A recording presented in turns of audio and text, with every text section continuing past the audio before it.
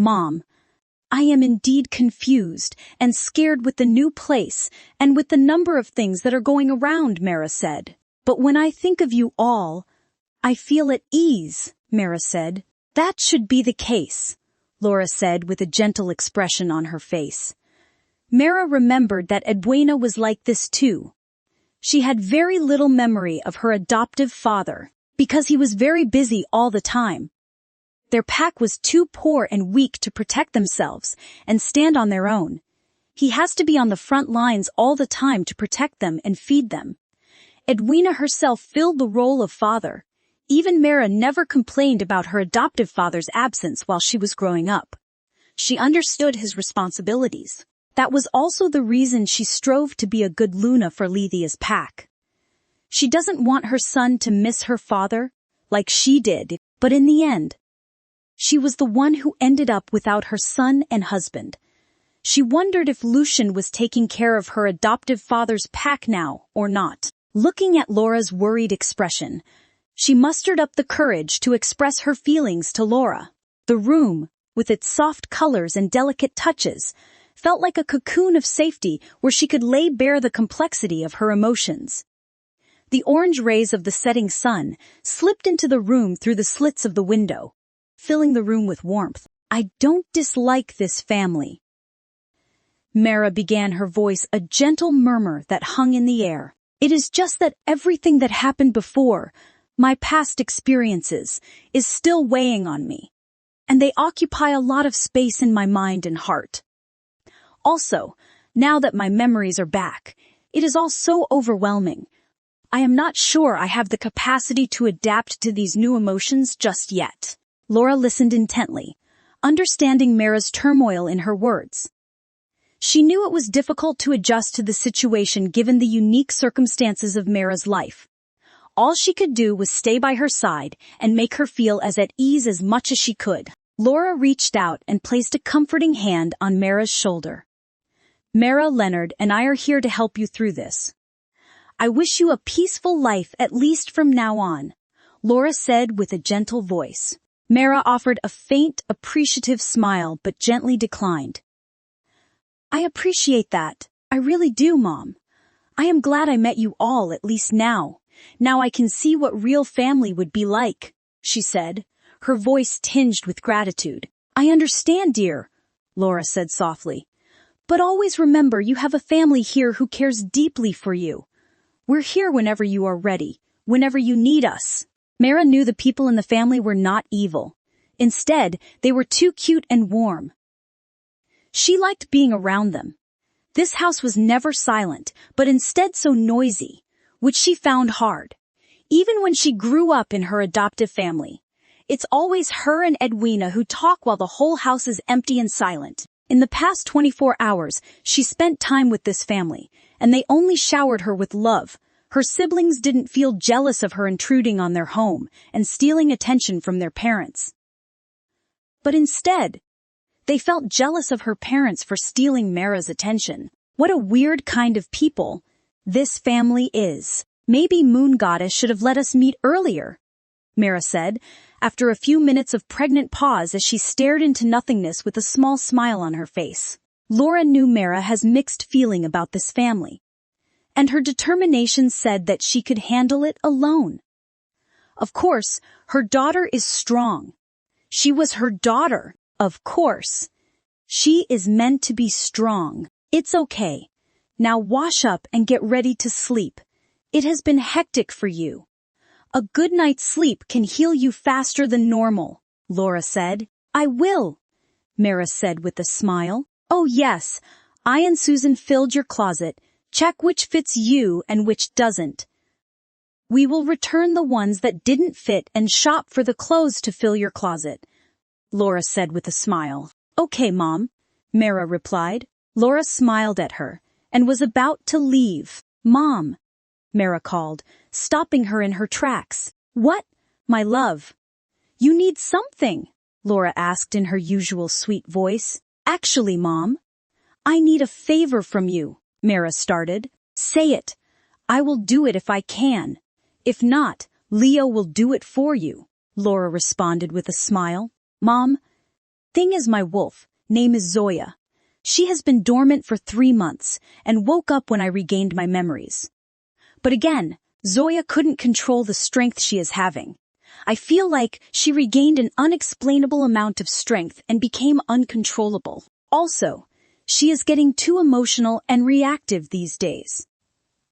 I couldn't have long conversations with her like before. It only lasts for few seconds.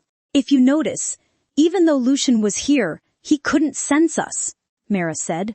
That's because your mating mark disappeared, my dear. Not because of your wolf, Laura said, pointing to her neck. There was no mark. Mara was shocked at her revelation. But again, she remembered that she lost it even when she didn't have her memories. Maybe because he marked Camila and formed a bond with her. Her mark has disappeared. She didn't feel as sad as before. Anyways, I will discuss this with your father and find a way to awaken your wolf, Laura promised her. Mara nodded her head at her. After that, Laura left Mara's room. Mara washed up and went to bed early.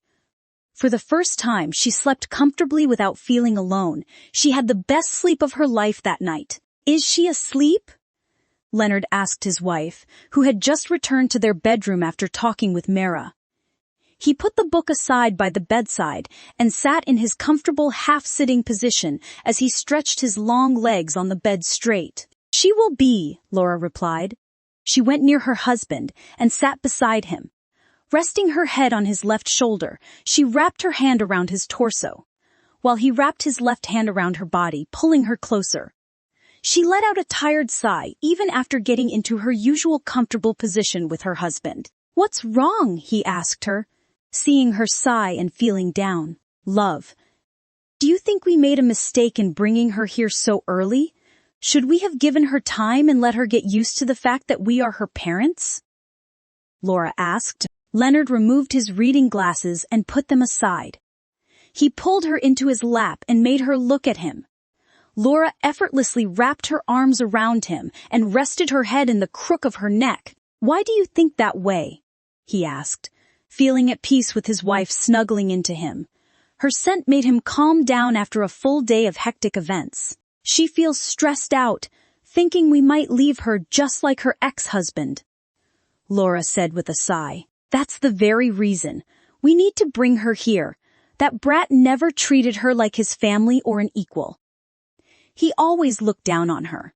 So, it's better for her to come with us after her memories return. If we had let her stay with that kind lady, Sandra, I am sure she wouldn't have lacked food, a bed, and shelter. But she will work hard to earn money, and will drown herself in past memories. What if her wolf wants to be with her husband and leaves the pack? Can we guarantee her safety? No, right? Leonard said to his wife. Yes, we can't guarantee her safety, Laura nodded. That's why if she is here, she can recuperate in peace. We can keep her occupied in a healthy way and make her accustomed to our presence. And we can assure her that we won't leave her by showering her with more love. Apart from this, there is no solution for Mara's problem, Leonard said. You are right, Laura said. I might be stupid in front of you, but when it comes to you, our children, and our pack's safety, I am smart. Don't you think so? Leonard asked for his wife's praise. You are awesome, my love, Laura said. Will I get any reward? Leonard asked, wiggling his brows. It depends on your response. So, should we attend that brat's true mate's Luna official announcement? Laura asked. We shall. We have seen what that guy has brought. We need to capture his happiness and remind ourselves that there was once a scum in our daughter's life, and we have to be careful from now on about the men who are approaching our precious daughter, Leonard said. She could hear the anger in his voice. When we introduce our daughter to the world, he will regret it. I want to see that expression on his face as we introduce our daughter, Laura said with her hardened voice. Her eyes turned dark yellow as she spoke to her husband. Leonard, who saw her wolf flashing, held her hand. Love, he is not worthy of our time. I want to hold this party to tell everyone that my precious daughter and our gem have returned to our arms, and our well-wishers and her protectors who were guilty and grieving for her along with us. I want them to be at ease and relieved, Leonard said. You are right, Laura said, calming down. Her yellow eyes have now returned to their normal brown color. He pulled her closer and kissed her crown. Now, it's time for my reward, Leonard said as he turned their positions. He pressed her under him and hovered above her. Our daughter returned today itself, she said, trying to push him away. That's more reason for us to dissolve after years. Don't you think so? He asked with a wink. Before she could say something, her lips were captured by him. And it's a never-ending night for them. 剪剪剪剪剪剪剪剪剪剪剪剪剪剪剪. Next day. The following day, Mara decided to make a journey back to Sandra's beach cabin. What will you do after breakfast, Mara? Laura asked as she watched her daughter have her breakfast with a smile, watching her younger siblings squabble with each other. I am thinking of visiting Sandra, Mom. I haven't visited her since she fell sick. Mara said, Take driver with you. Don't drive yourself, Owen said before. Leonard could open his mouth. Brat! You did it again! You stole my line! Leonard yelled, feeling aggrieved. It's not my fault if you are slow. Looks like your age is getting up to you, Dad, Owen said with a shrug, feeling smug at his actions. You! Leonard was speechless hearing his son. But he knew he shouldn't give in like that. Another squabble erupted at the dining table, making further noise. She had another happy meal in this house. Mara went to Sandy's home, accompanied by a driver, to drop her off. The sea breeze whispered through the palm trees, and the rhythmic sound of the waves created a soothing backdrop.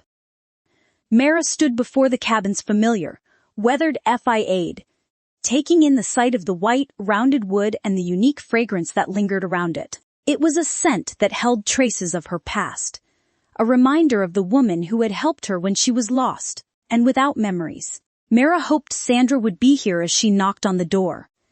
It was Sandra who had played a crucial role when she was on the verge of death, offering a helping hand when she needed it most. Mara knew that without Sandra's intervention, she might still be wandering, a lost soul without her past memories. The mere thought of it sent a shiver down her spine. She owed so much to the kind-hearted woman who had shown her compassion and support during her darkest days.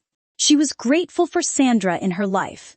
Mara wouldn't forget the woman who helped her during her tough times and gave her food, a bed, shelter, and work. Mara reached the familiar cabin by the beach, a place that had once been her refuge during uncertain times.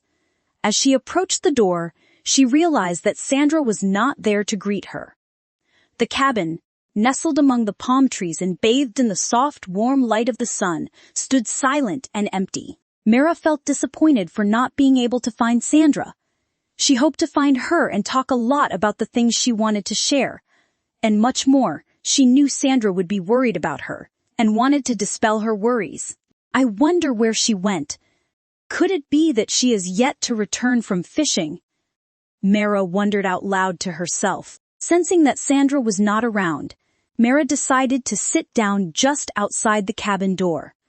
As she sat down, the gentle breeze kissed her skin. The sea breeze gently caressed her face, carrying with it the salty and humid scent of the ocean. It was a soothing sensation for her. Mara felt a sense of calmness wash over her. She could feel her wolf calming down a bit too. Closing her eyes, she let herself enjoy the beach's humid breeze. With her eyes closed, Mara concentrated on the sensation within her. The wolf's power, which had been stirring and restless, seemed to have calmed down somewhat in this tranquil environment. She remembered that Laura had promised to help her find a solution to her wolf's current situation. It had been a long time since they had been in contact, and Mara wondered how much they might have changed during their time apart. She kind of missed her wolf. After all, they were both there for each other at all times. While she was immersed in her self-thoughts, Mara saw Sandra entering the beach from a distance. She could see Sandra dragging her surfboard as she walked towards the cabin. Mara was excited to meet the first person she met after her accident. Her disappointment vanished into thin air the moment she laid her eyes on Sandra. She stood up from her place and waved her hand at Sandra. "Sandra!" she yelled loudly, looking at her. Sandra, who was dragging her surfboard, felt someone shouting her name loudly. Lifting her head, she saw Mara standing at her door, waving her hand. Her eyes widened in pleasant surprise at the presence of Mara. She dropped her surfboard and ran towards Mara.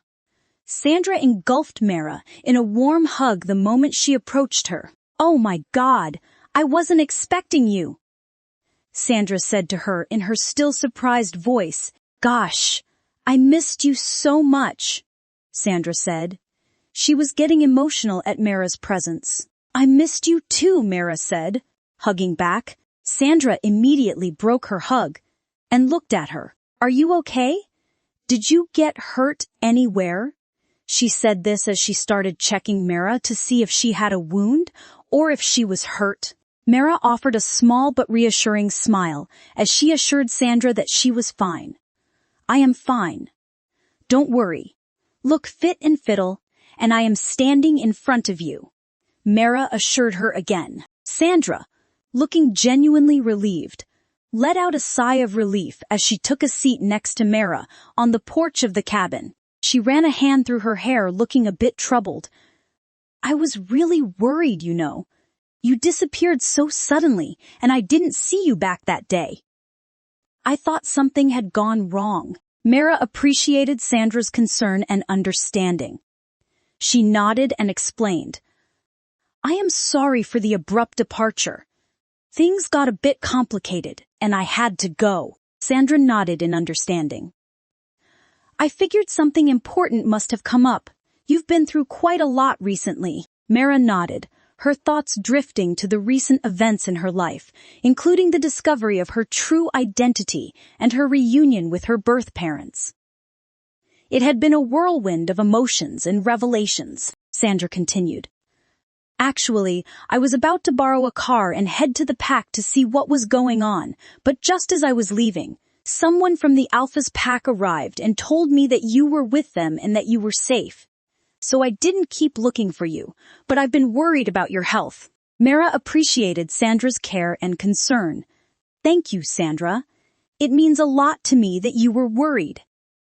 "I am grateful for everything you've done for me." Sandra smiled warmly. "You are like family to me, Mara. I'll always worry about you, but now that you are back and okay, I can finally breathe easy." "Actually, I recovered my memory, Sandra," Mara stated, looking at Sandra. "Really?" "That's great," Sandra squealed in genuine happiness for Mara. "Yes," Mara assured her again. "But why are you still staying in Glitter Pack if you recover your memory?" "You are not from this pack?" Sandra asked. Because Sandra knew Mara had an accident in the sea. So Sandra thought she should be a resident of other packs. Mara treated Sandra as her genuine confidant after Sophia. After all, Sandra has been there for her when she needed her most. If she had not been saved on time, she would have already been rotten in the ocean by now. Nobody would know that she died like that.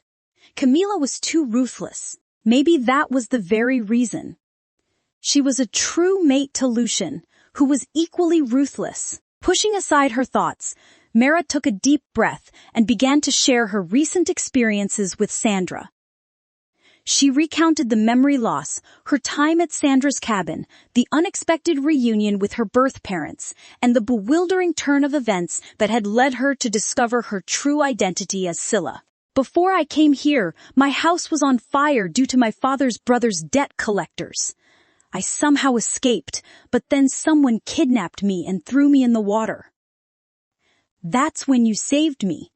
Due to that incident, I lost contact with my wolf and my memory. Fortunately, you saved me and protected me.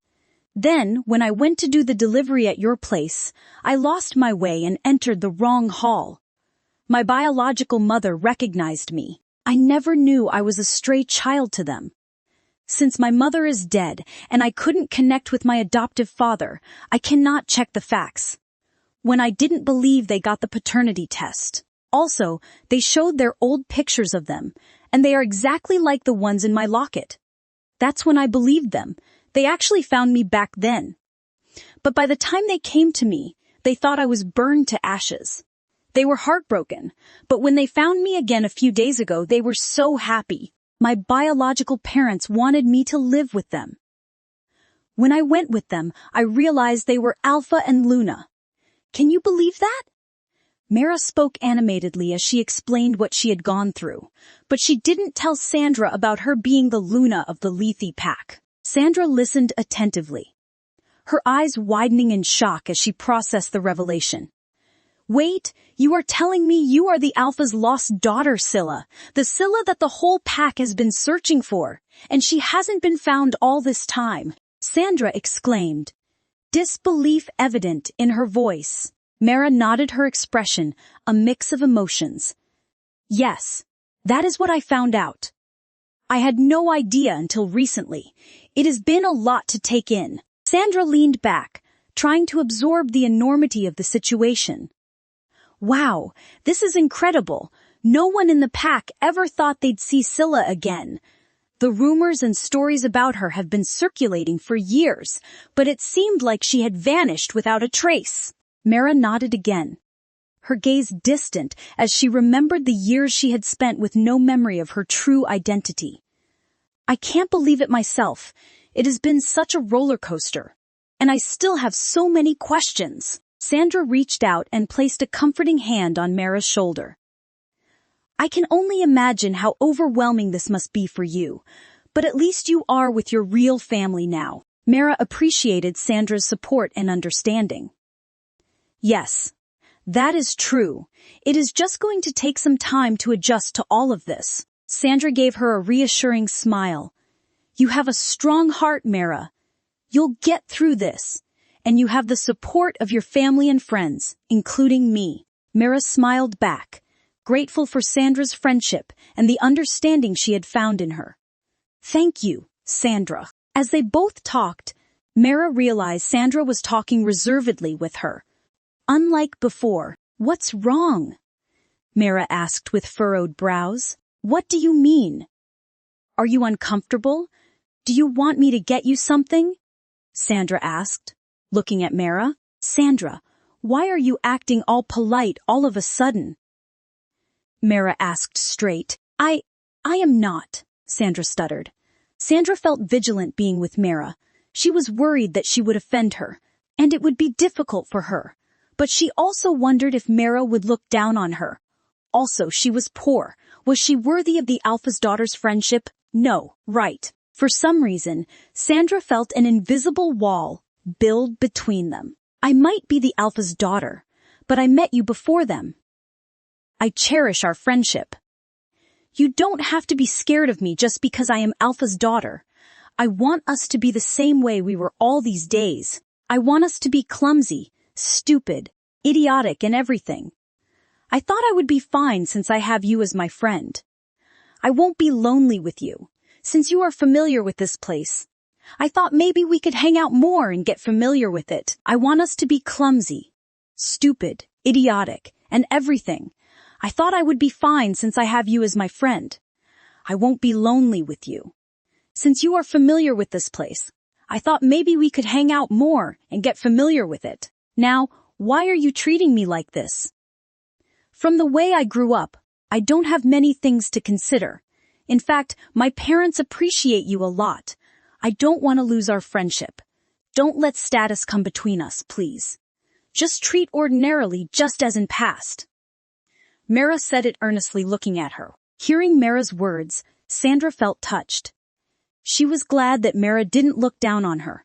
A smile bloomed on her face as she looked at Mara. I am glad you see things this way, Sandra said. I have always seen things this way from the start, Mara said. You know I have built a good relationship with Caramel Hotel. I am earning more money now, and my life is getting better and better. I hope you adapt to this life and get back to normal soon. Sandra said it with a smile. Let's hope for the best, Mara said with a smile. It's been a while since we spent time together, Mara added. Yes. What shall we do now? Sandra asked. Let's be leisurely. How about a meal in our cottage like old times? Mara said. Sure, Sandra said. They both cooked a meal together and had it. After some time, Laura called her. Mom. Mara responded to her. Mara, we found a way to awaken your wolf in your body. Laura said. Really? Mara was excited. Even Sandra sat up straight after hearing her excited voice. Yes, come over. Or wait there. I will come and pick you up right away, Laura said. Yes, I will wait for you then, Mara said. Sandra! Mara squealed in delight after she hung up the phone. What's happened? What keeps you on your toes? Sandra asked with a laugh. You know what? Mom said she found a way to wake up my wolf. That means I can contact my wolf soon. Mara squealed. Really? That's great! Sandra joined her in jumping. Mom said she would come and pick me up now. Mara said. You should not slack on it, Sandra said. They both waited for Laura to come to pick up Mara. Mom, Mara greeted. Mara. Laura hugged her daughter. Her gaze fell on the woman behind Mara. You must be Sandra, Laura asked. Yes, my Luna, Sandra replied stiffly. Be free with me, my child. Just refer to me as Aunt Laura, Laura said, placing her hand on her cheek. Okay, my Lou. Aunt Luna? Sandra asked. Not Aunt Luna. Aunt Laura, Laura corrected. Aunt Laura, Sandra called. Look, it is not very hard, right? Laura said it with a dazzling smile. Sandra just nodded, feeling all jittery. You should come to the manor sometime and spend some time with us. We are very grateful for you, Laura said after a few seconds. I will when time permits, Sandra said. You are such a good child, Laura said with her gentle voice. Sandra blushed just like that. She was alone all these days. But today someone told her she was a good child, and she couldn't help but feel shy. After saying bye to Sandra, both Laura and Mara went to the manor. Soon they arrived to the villa. In the lobby of the villa, they both saw a Leonard along with a gray-haired man. He is, Mara asked her mother in a low voice. He is your grandfather, Laura said. Oh, Mara's eyes widened. Mara, this is your grandfather, Sebastian Yulva, the last Alpha King, Leonard introduced. Seeing the confusion on Mara's face, her face was replaced with a shocked and surprised expression. She never thought she would have a grandfather. Not only that, he was such a high-profile and highly respected person she met. His aura was unmatchable, and even far higher than all the elders together in the Lethe Pack's werewolf council. Come here, my child. Let me take a look at you, he said, calling her near him. Mara walked towards him and stood in front of him. I am glad you are safe and sound, he said. His voice was shaking as he spoke. He held her cheek with his left hand. Do you have any injuries from that fire? He asked her. No, grandfather, she said slowly. Grandfather, he squealed. His wrinkly face turned further wrinkly in the presence of a wide smile. There was an indescribable amount of joy reflected on his face. He was trying to hide it, but he couldn't. No wonder. Dad is so cheeky. He got his traits from his grandfather. Suddenly, his happy face and eyes turned sad as he looked at her. I am the one to blame. I lost you. I couldn't protect you, he said as he grieved for his past actions. It's okay, Grandpa. Everything happens according to the Mother Moon Goddess's wishes, Mara said, not knowing what to say to him to console him. You are just as sensible when you are a kid. I am glad you grew up healthy. I will make up for my mistakes as much as I can. I will help you awaken your wolf, he said. His voice was flowing gently, yet she could feel the power that was flowing from him despite him suppressing it. Chapter 56.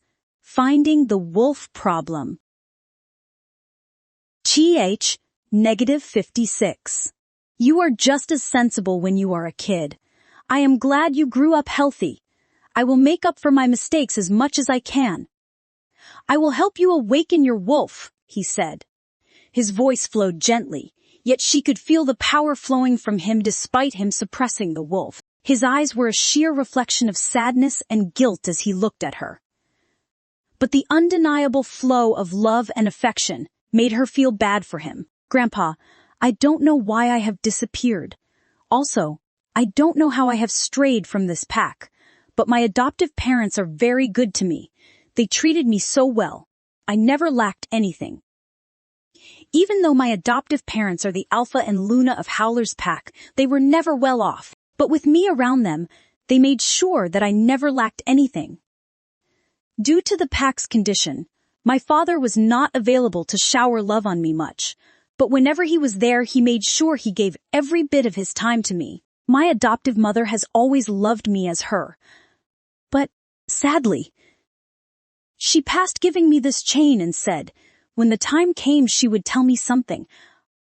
I don't know what she wanted to tell me, but she was no more to tell me. Dad turned crazy after my mother's death.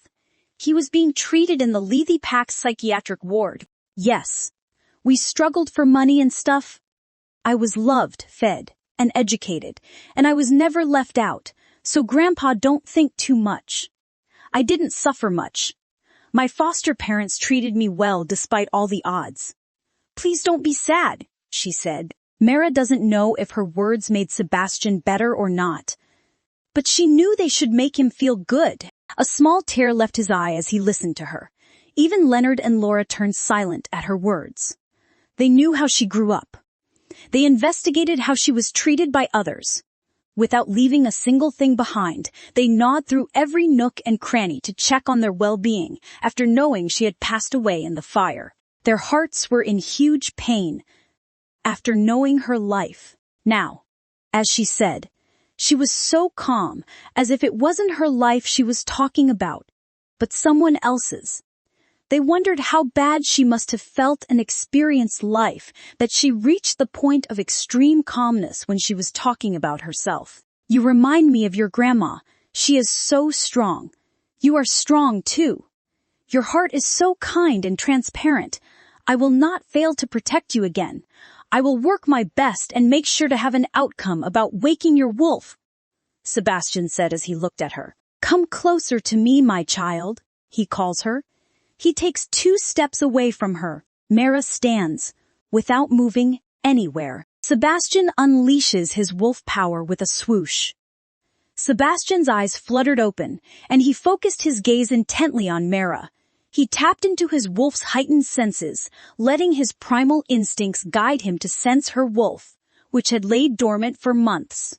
Mara watched him closely, a mixture of anticipation and apprehension building within her. As Sebastian delved into his wolf's perception, he extended his awareness toward Mara's aura. His brow furrowed for a moment as he concentrated, and Mara could feel a strange sensation washing over her, like an invisible tide moving around her. Mara's own awareness heightened, and she could sense the powerful aura emanating around her. It was a sensation she was unfamiliar with. The energy was palpable, swirling around her like an electric storm. What perplexed Mara was her inability to distinguish whether this newfound power originated from Sebastian or her own wolf, Zoya. It was a disconcerting feeling, as she had always been able to differentiate between her own inner wolf's presence and an external source of power. But now, the lines seemed blurred, and it left her bewildered. The intensity of the aura sent shivers down her spine, and she couldn't help but wonder if Zoya had undergone some transformation during her time away. It was a possibility she hadn't considered before, and the idea both intrigued and unnerved her. Mara was never in a position where she had not been able to distinguish Zoya's power before, but it could happen only if Zoya changed. But still, last time, when she had a chat with Zoya, Mara distinguished the change in her power. But now, it feels totally different. She was left perplexed. Sebastian's revelation about the seal on Mara's wolf left the room in heavy silence. Mara sat there, watching as the gravity of the situation sank in for Laura and Leonard. Their concern was evident, etched across their faces like a shadow of worry. They also wanted her to solve this ASAP. Chapter 57. Seal. Mara looked at her grandfather, who was still sensing her wolf. Maybe she needs to let him look at her instead of worrying about it herself. After all, he was an elder with profound knowledge and had been an alpha now. He was retired. He was someone with experience and knowledge. Mara noticed that, his brows furrowed as a worried look crawled onto his face after a few minutes of sensing her wolf. He looked as if he himself was confused and didn't know what was happening anymore. "Sit down," he said weakly to Mara. Mara sat down silently. She let him calm down and gather himself for a few minutes before opening the topic. "Grandpa, is everything all right?" Mara asked him. As seconds passed, even she felt uneasy staring at his silent and confused face. "Mara, before I start speaking, let me ask you a few questions," Sebastian said. Mara nodded her head, obediently. "Tell me about the changes that you noticed in your wolf," Sebastian asked. "It's as if Zoya has been so weak, and she needed so much rest. She has been tired and panting as if she were in a constant race. She was not thin, but weak, yet she was powerful. There were times I felt I couldn't control her anymore. And there was time. My eyes were turning blue too. It makes me so tired when I shift into wolf form. But it's been more than 3 months since I shifted into my wolf form, so I couldn't say whether I could shift into my wolf form or not. Even if I shifted, I couldn't guarantee that I could stay in that form for long. That was also the reason why I couldn't shift into my wolf form when the fire broke out that day." Mara explained the whole situation as briefly as she could to him. "What happened, Uncle?" Leonard asked, not being able to contain his curiosity. "I am not as powerful as my brother, your dad, but I felt something was off. When I tried to sense her further, there seemed to be a seal attached to her. That seal was sealing off all the powers of her wolf. Now, after that fire and water accident, the power switch on her wolf has been triggered, which has been locked for years. Due to that, the seal became weak. Now, the power was flowing out, putting her once weak wolf body in disarray," Sebastian explained. Sebastian and his brother were the only sons of the Glitter Pack before Leonard. Leonard's father, Roberts, passed away in a way that no one could comprehend. Sebastian was put in charge of taking care of Robert's family in his absence. That's how he became alpha, but he never abused his power. He cared for Leonard and his family, while he continued to investigate Robert's death for years. But no clue was found. "Will it harm Mara?" Leonard asked. "No, it will just weaken her wolf. But now we need to tackle that seal and her wolf power," Sebastian said. With furrowed brows, Leonard leaned forward, his voice edged with unease. "Uncle, is there any way to unlock this seal? Can we help her regain her full power?" Sebastian glanced at Mara, his eyes filled with a mix of caution and determination. It was clear that he didn't want to share sensitive information openly. He leaned in closer to Laura and Leonard, his voice barely above a whisper, as if he were guarding some ancient secret. "You know how complicated matters with the wolves can be," Sebastian began, his voice low and serious. "There might be a way, but it is risky. We'd need to consult with some of the most knowledgeable and skilled members of our pack, those who understand the intricacies of these seals." Laura and Leonard exchanged a glance, a silent conversation passing between them. The weight of responsibility for their daughter's well-being pressed down on their shoulders. They knew the journey ahead wouldn't be easy, but they were willing to go to great lengths to help Mara. Laura turned to Sebastian, her voice determined. "Tell us what needs to be done. We'll do whatever it takes to unlock this seal and ensure that our daughter is whole again." Sebastian nodded, his eyes reflecting a glimmer of hope. "Very well. We'll gather the experts and discuss the best course of action. Mara's journey has just begun and will support her every step of the way. As they all immerse themselves in their own thoughts, contemplating the current situation, Sebastian's expression remained serious. There was something in his eyes that made him unreadable. Only he knew how worried he was about Mara. Her wolf power and seal were the truths, he said. But there was another truth about her wolf, which he held within himself. He knew it was the truth that nobody was ready to hear. His granddaughter returned after many years. He will protect her and her wolf at any cost. But he wondered if he should tell them or not. Chapter 58. Zoya wakes up. -. 58. As the afternoon sky rose and scorching rays of sun sneaked into the manor, the expressions of the family members turned grave. Everyone has their own thoughts. And those thoughts revolved only around Mara. Of course, they were all based on her well-being, but those thoughts were just as complicated as a jigsaw puzzle. Maybe much worse than that. Sebastian turned his attention to Mara, his expression softening as he spoke with a gentle sincerity that resonated with the weight of his words. Mara, I want you to know that there is one thing I can help with right now. I can try to wake Zoya up, but please understand, unlocking the seal on her won't be easy, and it will take time. Mara listened attentively, a mix of hope and concern swirling within her. She knew that Zoya was an integral part of her, and any progress in reconnecting with her wolf was a step in the right direction. Thank you, Grandpa. For now, I need my wolf to at least talk to me, even if it is incapable of using its full potential. Despite saying that she still found it strange that the last Alpha King couldn't undo a seal, she found it strange. Mara wondered if there were any other secrets or mysteries that needed to be unlocked. Her eyes held a lot of questions, but she didn't reveal it or ask them. For now, she needs to focus on waking up her wolf completely and reclaiming her lost connection with it. She just thanked him, despite all the cloudy thoughts in her head. Now, we shall start making preparations to wake up your wolf, Sebastian said. What shall we do to do that? Laura asked anxiously. We need a quiet place for now, Sebastian said. Shall we go to our private training grounds? Leonard said. Sure, Sebastian said. All the 4 members went to the training grounds. Both Sebastian and Mara sat in the middle. Just listen to me and follow my commands, Sebastian said. Mara nodded her head at him in approval. Try to release your energy, your wolf energy. If you can't, include your internal energy that will trigger your wolf, and then try to clash it with mine, Sebastian said. Okay.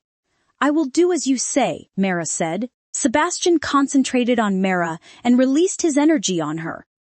He started releasing his wolf energy slightly so that Mara could adjust to his. Mara tried to unleash her wolf energy, but she could only unleash 1/20th part of her energy.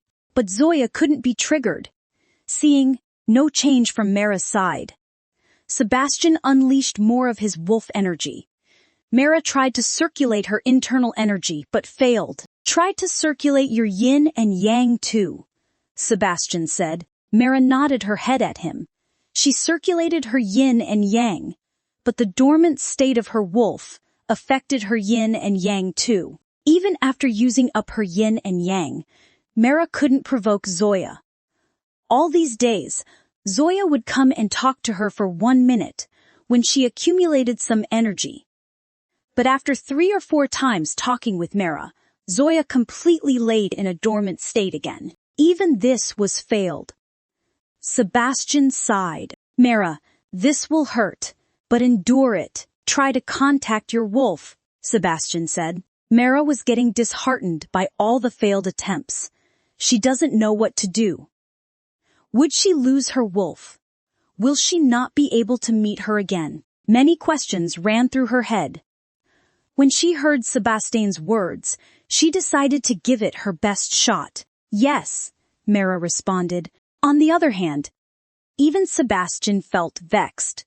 She had tried all ways, he said, and even he exerted his wolf power more than normal.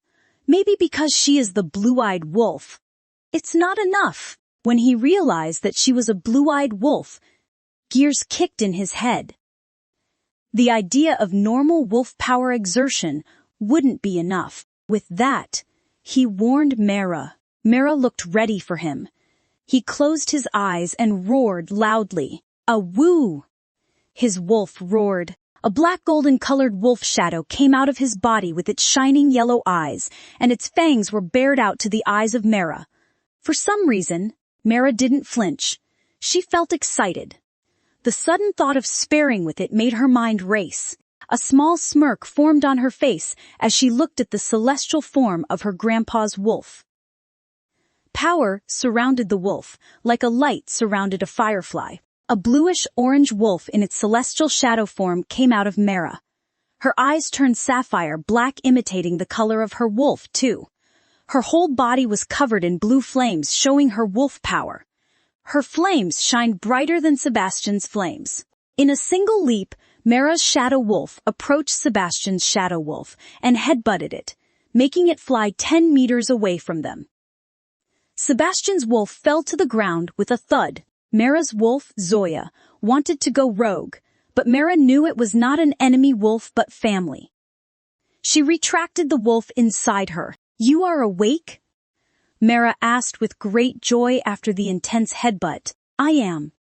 I feel weak now," Zoya said. "You are, and need rest.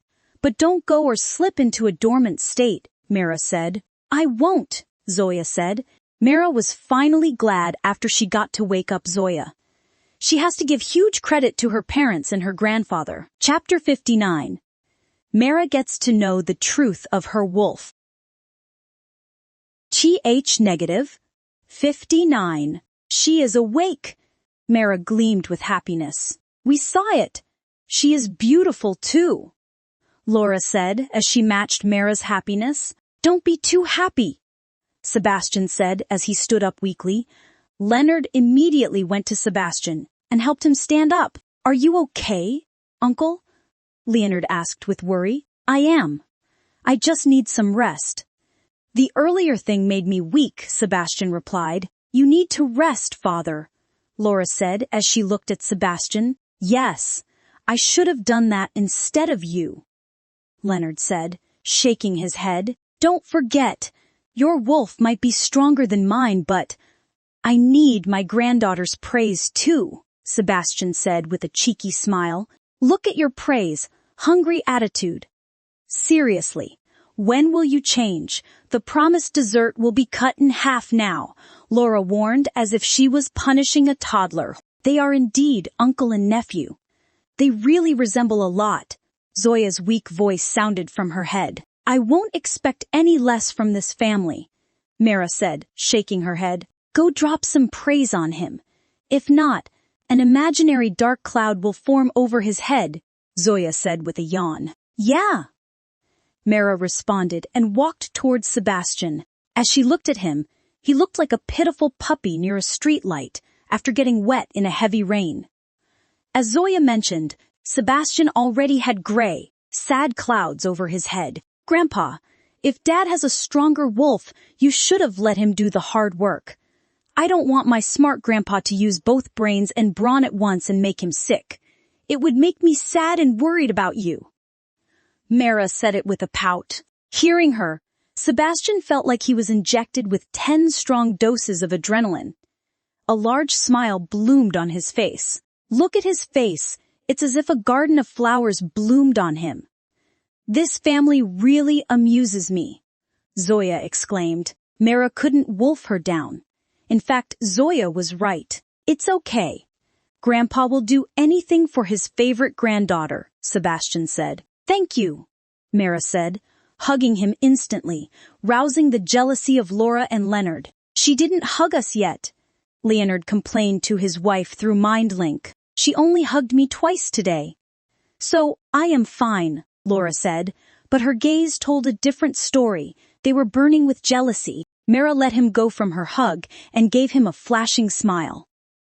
Sebastian was on cloud 9 after getting a hug from his granddaughter. He felt even more satisfied after seeing Laura and Leonard's expressions. Mara felt something was wrong, Turning her head, she saw her parents turning green with jealousy. "Dad, thanks for your help," Mara said so, and hugged him. That instantly stopped him from turning green. His heart melted, and a smile formed on his face. Next, she went and hugged her mother, stopping her from being cooked in a pot of vinegar. "It will take, Mara, for your wolf to get used to you after all these months. And for you too. It has been months since it lay dormant, and it has to accept the power flow and seal too," Leonard said. "Okay, Dad." Mara nodded obediently. Even though Sebastian was her father-in-law's brother, Laura referred to him as her father. From the time she came and knew about Leonard, he treated him as his father and son. But they kept calling him uncle and nephew, respecting Roberts in their hearts. She respected her father-in-law, but she also felt she needed to appreciate Sebastian's efforts for her family. So she referred to him as a father. That's the weak point that Sebastian has. That was also why he let her treat him, like she ordered him. "Father, why did you say not to be happy too soon?" Laura asked, not forgetting the first words Sebastian said after Zoya woke up. "Because breaking the seal could be far trickier than it could be," Sebastian said. "Why?" Leonard asked, looking at Sebastian. "Did you see the shadow of her wolf power? Or which refers to the wolf's celestial form?" Sebastian asked. "Of course, yeah, it's bluish-orange, it's a—" As he spoke, he realized what his uncle was saying. "You mean her wolf is a blue-seeded alpha wolf. The second inheritor of this blue-seed wolf was Mara. But neither Taylor nor Susan," Laura exclaimed. "Keep it down, daughter. That's what I am saying. I wonder when the seal was made on her, and who did that. Her wolf was suppressed a lot," Sebastian said. "Do you think?" Laura was about to say something. "We will talk about it in detail when our daughter's wolf, Zoya, is completely recovered. For now, let's skip complicated things," Leonard said. Mara, who was silent all the while, continued her silence. She has many questions, but what her father said was right too. So, she didn't dwell in much. Chapter 60. Introducing her in public. -60. The four of them entered the hall. "Mara, my love. Rest now. You need some time to adjust too," Leonard said. Mara nodded and went back to her room to rest. "My granddaughter is such a sweetie," Sebastian said, awed as he looked at her sensible granddaughter. "I feel proud of my bloodline," Sebastian said, wiping his fake tears. "But technically, she is my bloodline, and if we have to talk, I should be the one to say those words." Leonard tried to defend his supposed words. "What do you mean?" "If you are slow and dumb, I can't do anything, hump." Sebastian said it with a hump. "You." Leonard was about to retort, but Laura cut him off. "Enough. Let's go. We need to attend the PAX conference now," Laura said as she dragged the other two with her. Suddenly, their expressions turned serious, which shows that there was something important for them to discuss. After returning to her room, Mara washed up and laid on her bed. "I feel good with you back," Mara said. Her happiness knew no bounds. "Me too," Zoya said. Zoya's voice still sounded a bit weak, but she tried her best to talk to Mara. "How have you been feeling these days?" Mara asked with a sigh. There was an unknown relief that could be heard in her voice. "At first, I was lost, Mara. It was like I was suspended in a vast void, unable to grasp anything around me. I didn't even know where or who I was. And then something changed, Mara. There came a moment when I felt an immense power surge within me. It was like a tempest, wild and untamed. I tried to control it, but it is proving to be quite the challenge. I wasn't successful in taming it." Mara nodded, understanding the gravity of the situation. "That is why you are tired now, isn't it? And also the reason for your dormant state?" Zoya's voice carried a hint of exhaustion. "Yes, exactly. I am drained from the effort. I am sorry I can't be of much help to you these days. With a sense of understanding and reassurance exchanged between Mara and Zoya, Mara gently whispered, "Rest well, Zoya. I've got this. All I need you to do is get back to your normal state and not help me when you are like this. This is not Lethe Pack for us to be on guard. I can handle the outside world. So just focus on recuperating." "Huh, yeah," Zoya responded weakly. "Anyways, rest now. You need rest after you exert energy," Mara said. Zoya said and went to sleep. Mara rose from her seat and stepped out of her room. "Mara," she said, hearing the voices of Laura and Leonard. She made her way downstairs, where the voices of Laura and Leonard called out her name. "Where is Grandpa?" Mara asked. Not seeing Sebastian, "He left first to his place after the meeting," Laura answered. "Okay, I thought we would have dinner with him," Mara said. He can't sleep at different beds," Laura said. Leonard nodded his head at his wife's words. Mara nodded her head, understanding her words. "So, we decided to hold a party to announce you to the world and tell the werewolf world that you've returned," Leonard said to her as he looked at her expression. Mara looked at Laura and Leonard, her eyes widening in surprise at their proposal. "A party for her? Are you sure about this?" Mara asked, her voice tinged with both excitement and nervousness. Laura nodded, her gaze steady. "Absolutely, dear. You've been away for far too long. It is time for the world to know that Scylla is back." Leonard chimed in, his tone equally determined. "And we want to celebrate your return with all the other pack alphas and high-level werewolves. It is a chance for you to reconnect with your roots." Mara was moved by their words. She had spent years in solitude, trying to piece together her past, and now it seemed like the world she had lost was finally within reach, and felt emotional too. Her husband never wanted to introduce her to the world. But here were her parents. They couldn't wait to introduce her to the world. It's the moment Mara realized that, if a person loves you, no one will hide you but show you off. With a nod, Mara agreed. Laura and Leonard exchanged smiles, their eyes reflecting their happiness. "Then it is settled," Laura said with a sense of finality. "We'll start making the arrangements for the biggest celebration the werewolf world has ever seen." Mara couldn't help but feel a surge of excitement. This party would not only be a celebration of her return, but also a new beginning. She won't be hidden. Like she was in Lethea's pack, she won't be the hidden princess but the public princess. Mara doesn't need to act cautiously, but rather carefreely. The thought of freedom, over a wider span, made her happier. Chapter 61. Surprise. Chapter 61. Reels. Days passed after the conversation about her grand welcome party. Mara was definitely moved by their actions and was really happy about their initiation. She was not hidden in the glitter pack like she was in Lethe pack. But Mara was depressed. The prospect of facing Lucian, the alpha of the Lethe pack, had cast a shadow over her. She still remembered how he couldn't even sense her when she was here almost right in front of him. He was happy and moved on in his life. Lucian didn't even respect her even after her death. He was ready to celebrate and announce to the world that Camila was his mate and would be honored as a Luna. Maybe she was just a cast aside to him all these days. Many thoughts ran in her head. She couldn't shake the unease that had settled within her. A mixture of fear, anger, disappointment, and confusion. Laura and Leonard, busy with the preparations for the banquet, had noticed the change in their daughter's demeanor and grew concerned.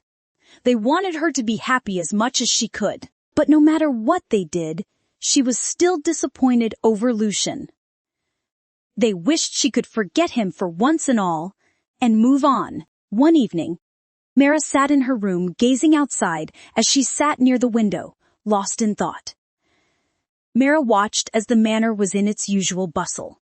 People were helping her parents to decorate and arrange the manor for the upcoming banquet. For some reason, she was still not happy. She was not sure if she was overly sensitive over Lucian or not. As she continued to dwell in her thoughts, she heard a gentle knock on her door. Mara got up from her seat and walked towards the door.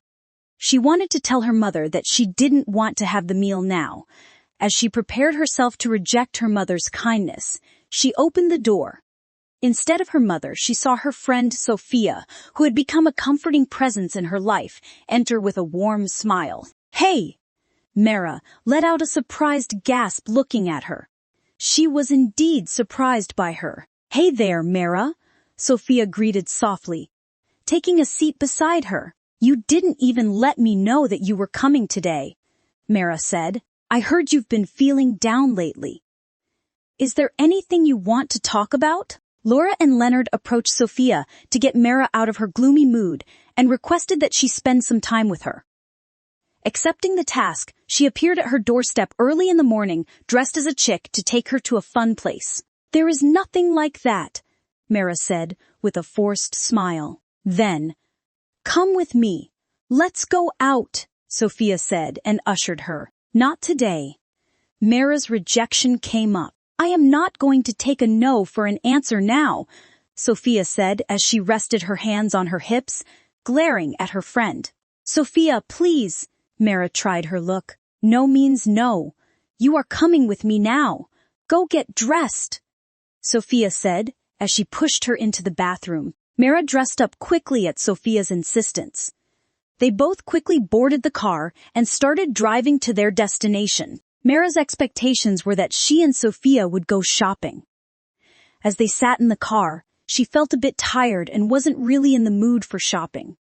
She decided to let Sophia know, just in case. It's not just tired, she was really not in the mood.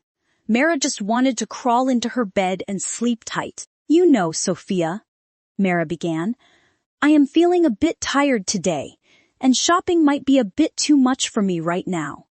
But if there is something specific you need or want to buy, I am more than happy to keep you company." Sophia grinned at her, her eyes sparkling with a hint of mischief. "Oh, don't worry, Mara. We're not going shopping for clothes or anything like that." Mara raised an eyebrow, intrigued by Sophia's mysterious response. "Then where are we going?" Sophia simply winked and leaned back in her seat, enjoying the suspense she was creating. "You'll find out when we get there. Trust me. It is going to be worth it." Mara was speechless at her friend's words. She doesn't know what to expect from her now. She knew Sophia was known for her best pranks. Mara couldn't help but look forward to the surprise now. She secretly anticipated to it. But it's just a small part of her, still. Her not-so-enthusiastic expression rested on her face. Sophia looked at her friend and said nothing. She just continued to drive ahead. Sophia prepared this surprise for her, considering many things. If she talks, she will blabber it out. So she kept her silence too. Chapter 62. A Place. -. 62. After reaching their destination, Sophia pulled the car in front. As the orange rays of the sun kissed their faces, Mara and Sophia climbed out of the car. Under the golden rays of the sun, their faces reflected enormous gentleness, and a kind of charm. Onlookers stopped for a second to take a look at them before moving away. It's not every day for them to see beautiful women like them. The place they stopped in front of had a mysterious black wooden door, adorned with an intricate white angelic design.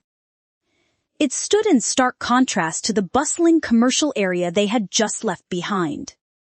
Mara and Sophia stepped out of the vehicle. Mara was awed by the architecture of the place she was stopped in. Even though it looked simple, the whole building was painted black with touches of gold. Her eyes were just taking in its beauty. Mara has to admit that, even though the Lily pack was the current top pack, the glitter pack has so much grandeur and great architecture. And the people here are much more elegant and educated. She answered herself, saying, "Lethe Pack just started recovering and got fame and name 5 years ago.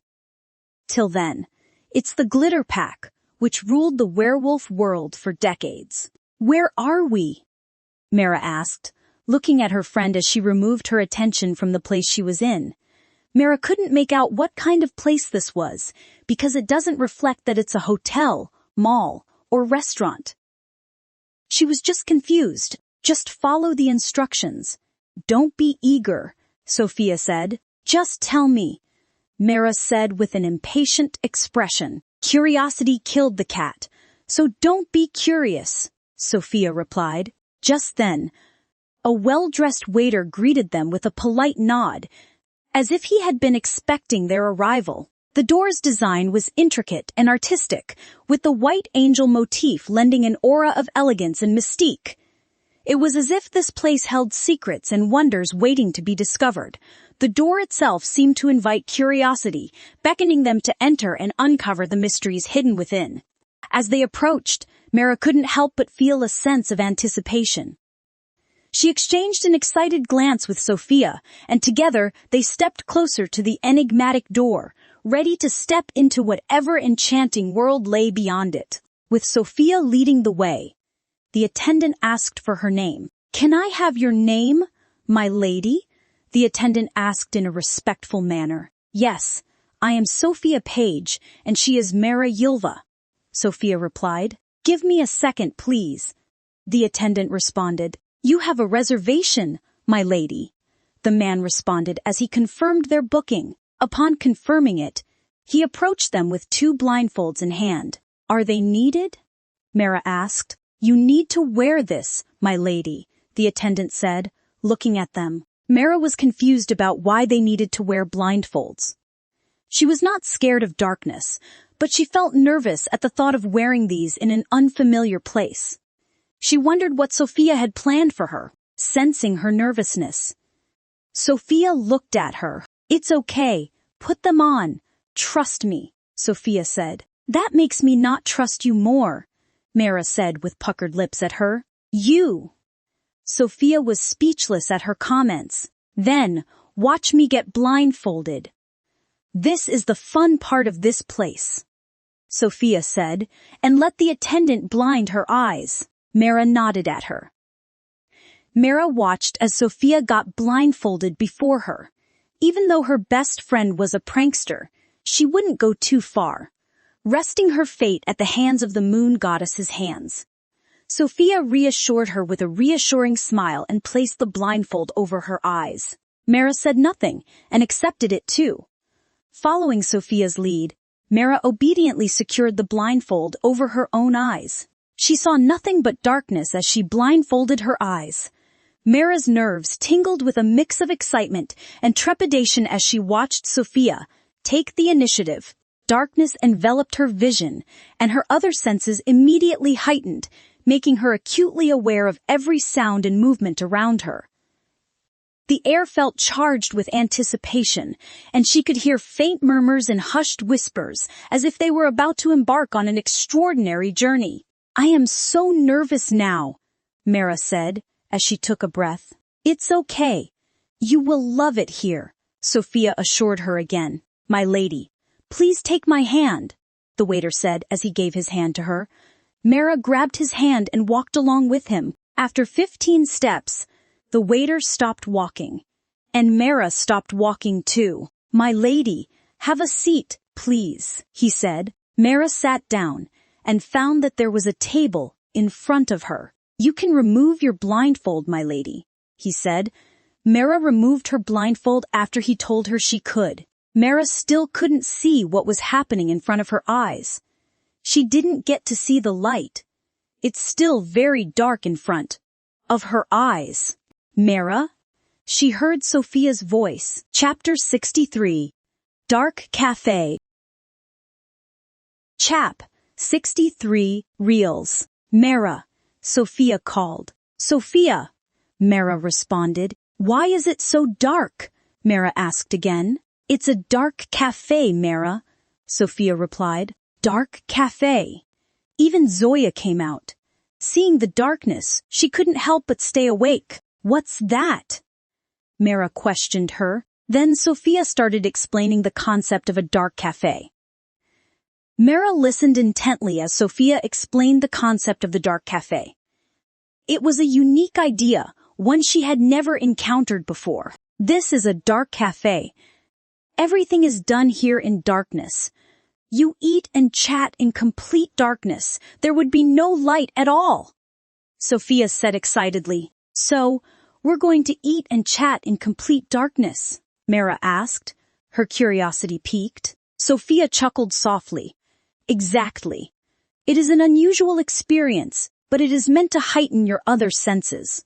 You rely on taste, touch, and sound rather than sight. Mara couldn't help but smile at the novelty of it all. Sounds interesting. I know, right? Sophia replied. You've got to do everything in complete darkness. It can be a little disorienting at first, but you'll get used to it. Trust me. But why did you bring me here? What made you think we should be here in the darkness?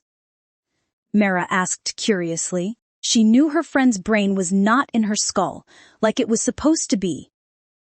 After all, Mara couldn't tell her friend that her brain was on her knees. She's a generous and caring friend, and now, this knee-brained friend of hers brought her to a restaurant called Dark Cafe. Mara wondered if this was true, or if her friend was trying to prank her on a grand scale, but she believed that her friend couldn't pull off this stunt. Like this. Because I just felt like it, Sophia said. Mara could imagine her shrugging her shoulders too. Spill it out. Mara said it in a threatening tone. Fine, fine. Don't be angry. I will tell you, Sophia said. You better be, Mara said. In the dark environment, werewolf senses will become extremely sensitive, which makes them able to concentrate more on their surroundings. It will heighten your senses and make them more active. It is both fun and also a way of making your senses and your wolf senses active and more mobile. So when anyone is upset or has something to concentrate on, many werewolves will choose to come here. This is a great way to divert themselves and enjoy themselves too, Sophia said. God, this is thrilling. My wolf is already awake, Mara said. I told you, right? Sophia said. Yes, Mara responded. Also, I prepared you a special surprise. Sophia said. What is it?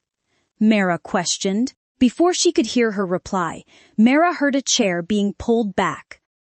She understood Sophia getting up from her place. Sophia, Mara called her, but she didn't hear her reply.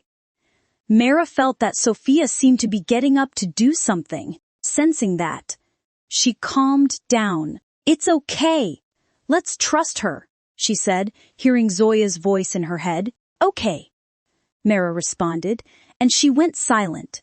She could feel Zoya was also trying to adjust to these surroundings. She decided to wait after organizing her emotions.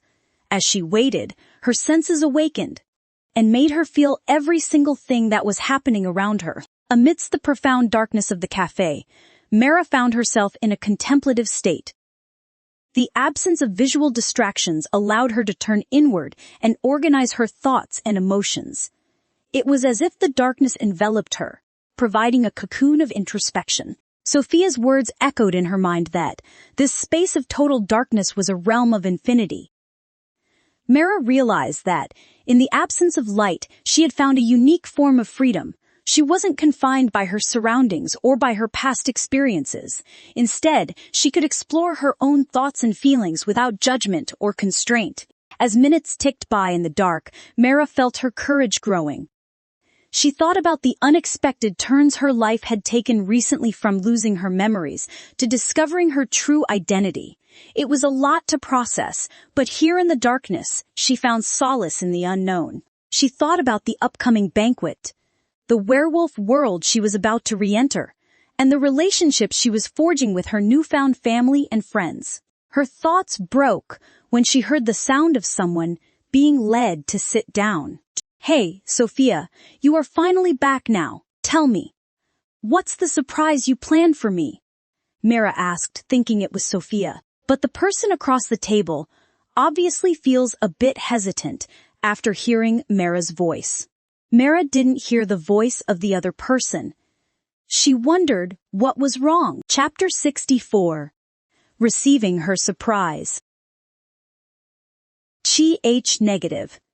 64. In the midst of the profound darkness of the cafe, Mara couldn't help but feel a sense of unease. She had noticed that the person seated opposite her hadn't said a word since they had sat down.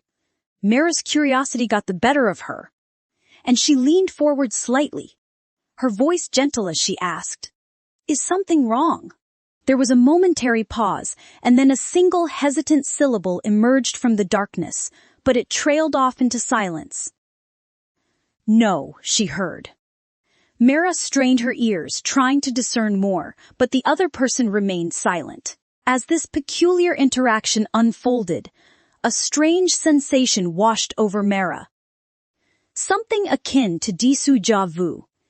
It was as though a faint memory from her past was trying to resurface, but it remained just out of reach. She felt an inexplicable connection to the person seated across from her, and a guess began to form in her mind, a guess that sent a shiver down her spine. She knew for sure that the person who sat across from her was not Sophia. Yet, Mara hesitated to voice her thoughts. The darkness had created an atmosphere of uncertainty, and she wasn't sure if her intuition was reliable. Despite her guesses and doubts, Mara didn't dare to verify the authenticity of her thoughts. With every passing second spent inside the shroud of darkness, Mara's internal struggle continued to intensify. Her instincts were urging her to speak up, to break the silence that had settled between her and the mysterious person seated across from her. She could feel a knot of anticipation and uncertainty tightening within her. With a deep breath and a growing resolve, Mara finally mustered the courage to put her thoughts into words. Mara wanted to know who this man was. Why was he sitting here? She even considered the possibility of being set up with a blind date by her friend Sophia in this dark cafe. If that's true, she was ready to kill her. Right then and there, she opened her mouth, ready to address the enigma before her and inquire about the peculiar silence that seemed to envelop their interaction. Yet, just as she began to vocalize her thoughts, she sensed a subtle movement. The man seated opposite her abruptly got up from his chair, the scrape of his legs against the floor punctuating his departure. The next sound that reached Mara's ears was the polite voice of the waiter, offering apologies and explanations. "We are sorry for the delay, my lady. It took a bit of time to make your special order. This will not happen. Thank you for your patience and time." The waiter apologized fervently. "It's fine," Mara said. With his words, she was sure that Sophia didn't arrange for that person. It might be a mistake. Maybe he came here confused by the dark cafe tables. As she wondered about the mysterious man's departure, the darkness was momentarily interrupted by the return of Sophia. Mara couldn't see the food, but she could sense her friend's presence as she approached. With a thoughtful gesture, Sophia had brought Mara's favorite cake 6E, a sweet and comforting treat. The aroma of the cake wafted through the darkened space, filling the air with its delicious scent. Mara's mouth watered in anticipation as she imagined the delectable dessert before her. Sophia's considerate gesture spoke volumes, conveying a deep understanding of Mara's situation. In this realm of complete darkness, where sight was rendered useless, Sophia had brought something that transcended the visual, a simple, heartfelt gesture of comfort and care. "Gosh, isn't this my favorite, the mint-flavored cake?" Mara exclaimed. "It is," Sophia confirmed. "I love it already," Mara said. Her happiness could be heard in her voice. "Don't just love it, eat it too," Sophia said. As Mara took a bite of the cake, she couldn't see it, but she could certainly taste it. The flavors danced on her palate, the rich, mellow sweetness mingling with the subtle hints of her favorite ingredients. It was a moment of pure indulgence for her. At that moment, as she savored the cake in the dark, "You have a bite too," Mara said. "It's your surprise. Have it," Sophia said. "Sure, if you say it. I am going to finish it on my own. Don't blame me for not leaving anything to you, Mara warned before digging in. Suit yourself, Sophia said, sitting down. She didn't eat a bite after all. She got her here to distract. And looks like it is working perfectly. As she continued to eat her cake, she still couldn't help but think about the person she had just met. His voice was familiar. She remembered him. Could it be him? She wondered. But on second thought, it's impossible too. She was just overthinking. How many people in the world have similar voices? With that, she continued to munch on her favorite mint-flavored cake. She was thankful that Sophia bought her here. She truly enjoyed this place and was really distracted. Chapter 65, Banquet 1. Ch -65. As the sun dipped below the horizon, casting a warm, golden glow over the pack's territory, preparations for the grand evening party were in full swing. The announcement of Mara's return was an eagerly anticipated event that had the entire werewolf community buzzing with excitement. The atmosphere in the Glitterpack's territory was electric with anticipation. The sprawling, picturesque landscape of the werewolf territory served as the backdrop for a momentous event, the long-awaited reunion and revelation. The venue for the party was nothing short of spectacular. The Glitterpack's territory boasted an enchanting forest that seemed to come alive in the evening hours. The ancient trees, bedecked with twinkling fairy lights, created a magical atmosphere, while the canopy of leaves above filtered the moonlight into a gentle silvery haze. The party was to be held in an open-air clearing in the heart of the forest. A grand stage had been erected where the announcement would take place, and a sprawling dance floor awaited the guests. Tables adorned with elegant centerpieces and soft candlelight were scattered around, offering a cozy and enchanting dining experience. Mara stood in the midst of a whirlwind of activity, surrounded by stylists and designers who were putting the finishing touches on her attire. Her parents, Laura and Leonard, had spared no expense to ensure she looked nothing short of breathtaking for this momentous occasion. Laura and Leonard, the Alpha and Luna of the Glitter Pack, had meticulously prepared for this occasion. The grand party was a spectacle to behold. Her evening gown was a work of art, a custom creation that had been meticulously designed to accentuate her beauty. The gown was a symphony of delicate fabrics, featuring intricate lace, beading, and embroidery that sparkled in the dimming light. Its flowing silhouette seemed to mimic the grace of a forest nymph, fitting for the ethereal setting of the party. Mara felt like a princess from a fairy tale, her heart filled with anticipation and a touch of nervousness. The stylist worked with precision, ensuring every detail was perfect. Mara's hair was styled in loose cascading waves that framed her face, and her makeup was subtle yet enhancing. The finishing touch was a necklace that held sentimental value ID, a delicate chain with a pendant bearing the name Mara Sudi, a reminder of her identity and the love of her parents.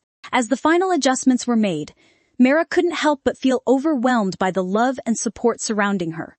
She knew that this evening would be a turning point in her life, a moment when she would be embraced by her true family and the werewolf community as a whole. The pack's territory was adorned with a myriad of colorful flowers, their fragrant blossoms casting a sweet scent in the air. The ancient trees that surrounded the area seemed to stand tall and proud, bearing witness to the significance of the evening. The venue for the event was a vast open field, illuminated by the soft glow of countless lanterns and fairy lights that hung from the branches above. Long tables were elegantly set with fine china and sparkling crystal. The aroma of delicious, freshly prepared dishes wafted through the air,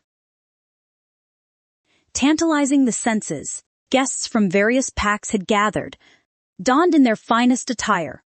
High-ranking werewolves, alphas, lunas, and influential members of the supernatural world had come to celebrate this moment with the Glitter Pack. The event was not just a celebration, it was a statement of unity and power within the werewolf community. The Glitter Pack had called upon their allies and extended an invitation to their rivals, including the Lethe Pack, to join the fun.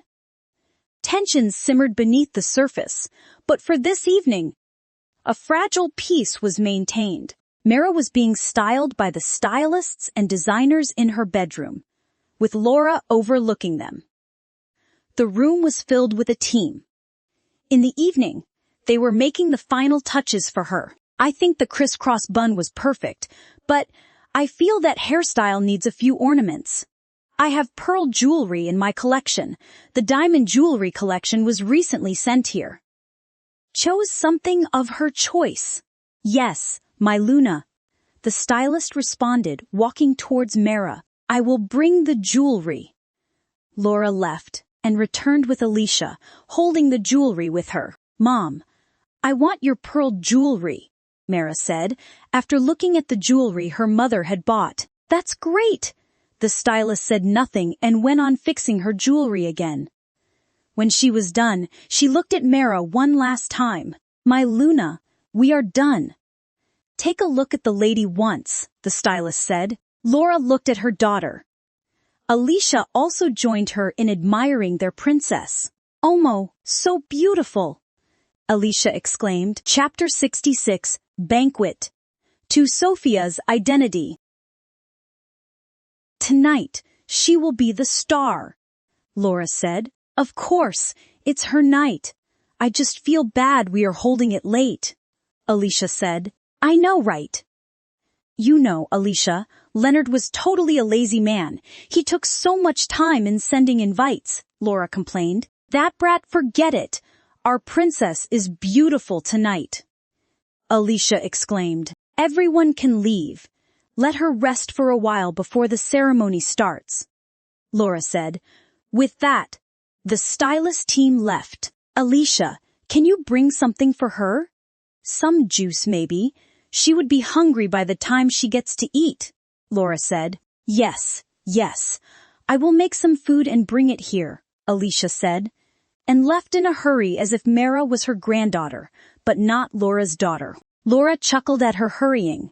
Look at her, more worried than us. She kept all the servants on their toes with her perfectionist attitude, Laura said. She is so sweet. Maybe if I had a grandma, she might be like her, Mara said. No one can beat Alicia, Laura chuckled. There was a silence between them. It's a comforting silence. I am glad you are here now. The whole world will see my beautiful daughter. My treasure today, Laura said. Mara smiled. At her, Mom, Mara began cautiously. I was just wondering what kind of people will be at the party tonight. Laura had anticipated this question, and it was clear that their daughter was concerned about Lucian's presence. Laura cleared her throat before answering. Well, sweetheart, there will be many guests from different packs. This party is not only about introducing you, it is also an opportunity to strengthen alliances and showcase our unity within the werewolf community. Oh, then there would be more powerful people tonight. Will I do good?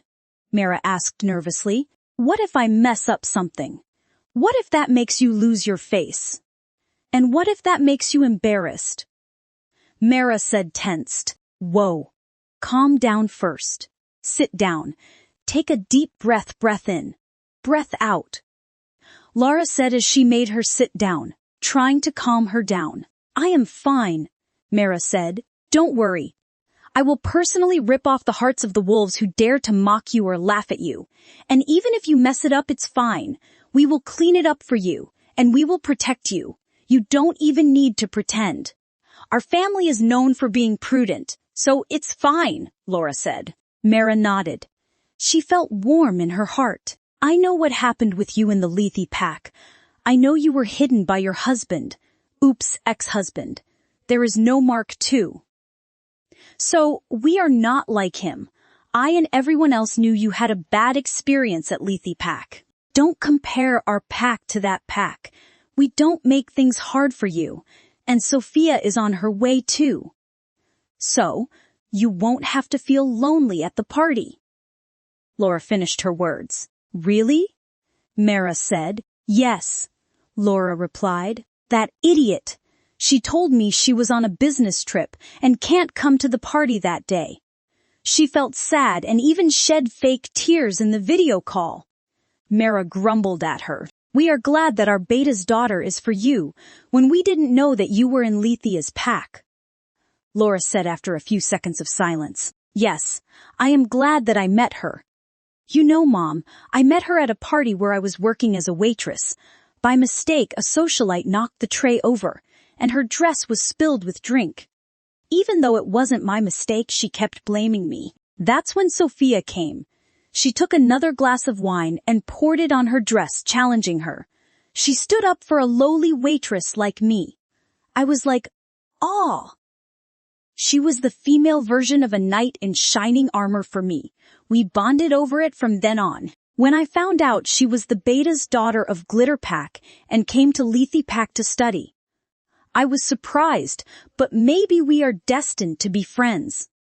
Mara said, she is like that. She grew up here along with Owen and others, so she picked up that attitude.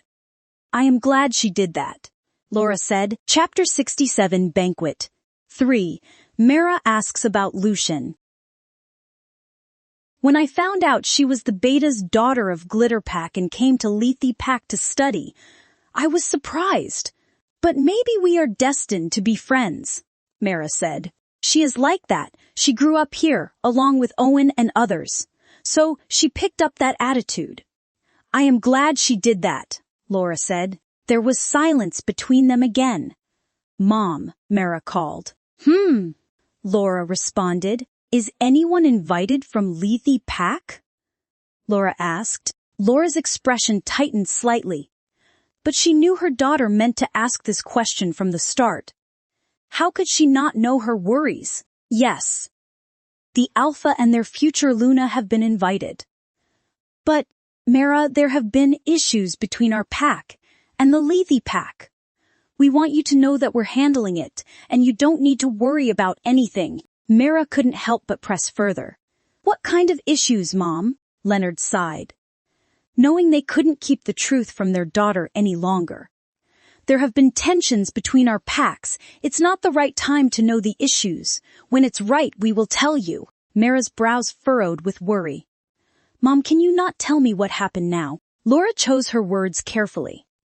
It is a complicated situation, sweetheart. But we want you to focus on the joyous occasion tonight and leave the rest to us. We promise to protect you and ensure your safety. Mara sensed her unease, and she knew there were things they weren't telling her. However, she decided to trust them, just as they had trusted her with her own secrets. With a determined nod, she replied, Okay, Mom, I trust you. I'll enjoy the party tonight. Laura gives a relieved smile, grateful that Mara was willing to place her trust in them. They had worked hard to keep her safe and ensure her happiness, and they would continue to do so, no matter the challenges that lay ahead. She could also see that her daughter was no longer confused and worried. Mara looked determined and confident. Mom, even though I have been a dormant Luna for years in Lethe Pack, I trained myself hard and learned business so that I could do a better job as Luna in Lethe Pack. I won't mess up anything that makes you embarrassed. Trust me too, just like I do, Mara said, assuring her. We never doubted you, my love, but we were worried that you might back off feeling nervous about seeing many people today. Now, I am sure there is nothing to worry about. Laura said it with a smile. Mara smiled. The seafood contract was given to Sandra. She is invited here too. Laura said it with a smile. Oh my God! Mara exclaimed. Yes, and from now on, for every occasion, we will place an order with Sandra. Only when she can't fulfill the amount we need, we will look for another joint contractor along with her, Laura added. I love you, Mom, Mara exclaimed. She hugged her tightly, expressing her happiness. I am glad you are happy, Laura said. I am, Mara said. Anyways, I have a request to make, Mom, Mara said. Laura furrowed her brows at her words. What is it, my love? Laura asked. Chapter 68. Words of Those Four People. Chi H negative. 68. The grand banquet hall was adorned with opulence, with golden chandeliers casting a warm, inviting glow over the proceedings. The long tables were meticulously set and adorned with elegant floral arrangements that breathed life into the opulent space. Guests, dressed in their finest attire, mingled and exchanged pleasantries, their anticipation building with each passing moment. Mara stood beside her parents, Laura and Leonard, as they greeted the distinguished guests who arrived. The atmosphere was thick with excitement and curiosity as werewolves from different packs gathered to celebrate the Glitter Pack's incredible news. As Mara scanned the room, her sharp werewolf hearing caught snippets of hushed conversations among the guests. "I can't believe the Glitter Pack found their long-lost daughter. It is such a heartwarming story," remarked Luna of Moonsheath, She-Parker, her eyes twinkling with amusement and happiness for the Glitter Pack. Her companion nodded in agreement. Indeed, they never gave up looking for their daughter. Many alphas asked them to give up, but they didn't. Luna of Wolfsclaw, Emma Clamper responded. "I know, right? Luna Laura was very stubborn, but she proved us wrong." "I am glad she proved us wrong," Luna of Purple Moon Pack Sharon Yarden responded. "Moon Goddess never does wrong to her children. Isn't this an example?" A middle-aged woman, the Luna of Wolfshire, Clara Moore, said, "Yes, Moon Goddess is there for us. I wish to see her." "Few maids said that she is very beautiful," she responded. "Look at Luna Laura and Alpha Leonard. They are so beautiful. And not to forget Owen Ylva, Susan Ylva, and Taylor Ylva. They are all beautiful and handsome, too.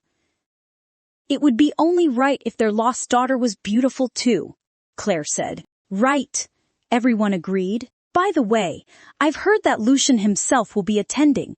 It is a rare sight to have the alpha of the Lethe Pack at a Glitter Pack event," Emma said. Mara couldn't help but feel a twinge of curiosity at the mention of Lucian. Her encounters with him had been enigmatic and tumultuous, and she wondered how his presence might influence the evening's events. "True, I heard that too." Sharon said it curiously. "I heard that he is bringing his precious Luna, whom he hid for 5 years. Another added, "Even we Lunas have worked hard for our packs, but my mate never hid me. He loved me so much that he couldn't wait to show me off. I wonder why Alpha Lucian hid her for 5 years. Does he not love her?" Emma raised the question. "True, when a man loves a woman, he can't wait to show her off. But he is not at all showing her. I wonder why that is. Maybe she is a chicken who cannot lay eggs." Sharon supported Emma's addition of facts to it. "Why do you say that? Don't the rumors say they had a son?" she asked. "What son? He is dead. It is said that the Alpha couldn't even protect him well, and Luna was so delicate to protect her son too." Emma said. "No wonder he didn't introduce her," she responded. Mara felt her heartstrings tug at her when she heard their comments about her inability to protect her son. "Did you guys see that article? I think now we know the reason for him to announce her to the world," Emma added. "Yeah, I read it too," she added. "All her achievements in the 5 years she did don't match up with anything apart from that last news," Sharon said. "What a pitiful life she has. If I were her, even if I had to dig up my heart, I wouldn't do it. I won't take it, even if he were to reform." "Time has been done," Claire said. "You are right, Luna Claire. No matter how hard and powerful they are, they can't treat their pack's Luna right and can't save their heir."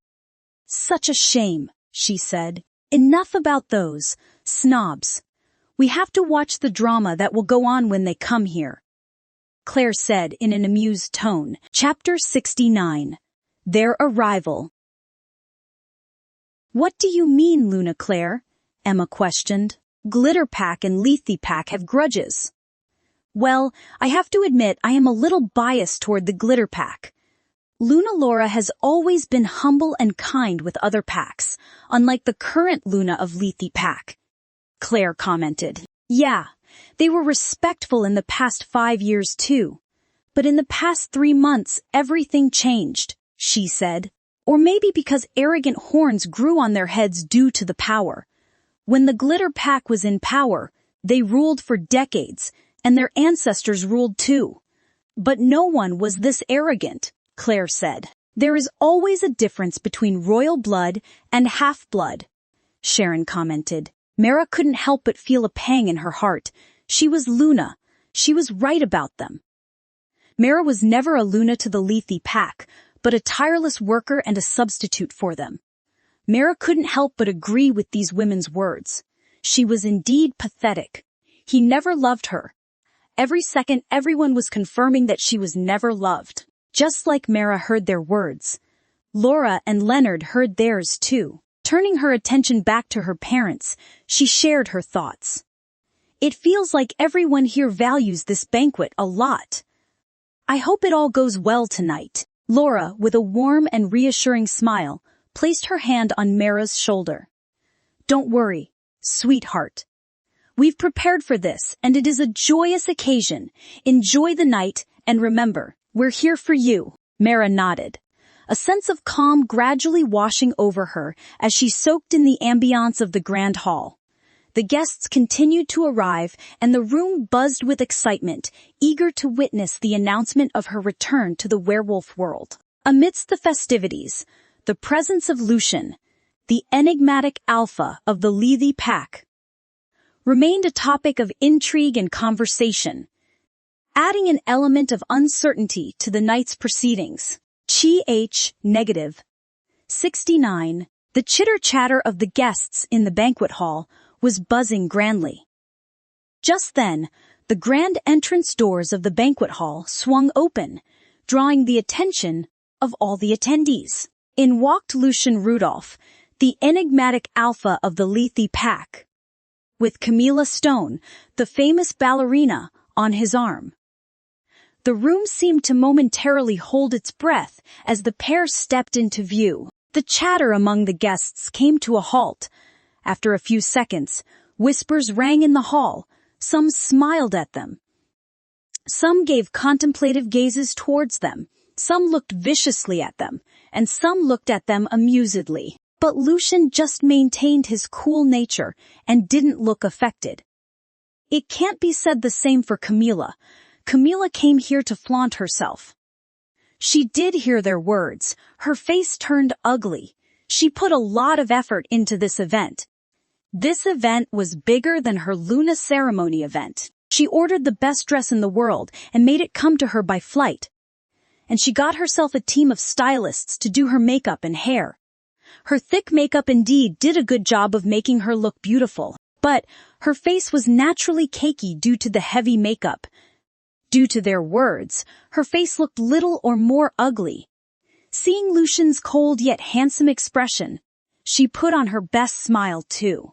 Lucian exuded an aura of raw power. His tall and commanding presence was a testament to his status as an alpha. He wore a tailored suit that accentuated his broad shoulders, and his raven-black hair framed a face that was both ruggedly handsome and cloaked in an air of mystery. Beside him, Camilla was a vision of grace and beauty.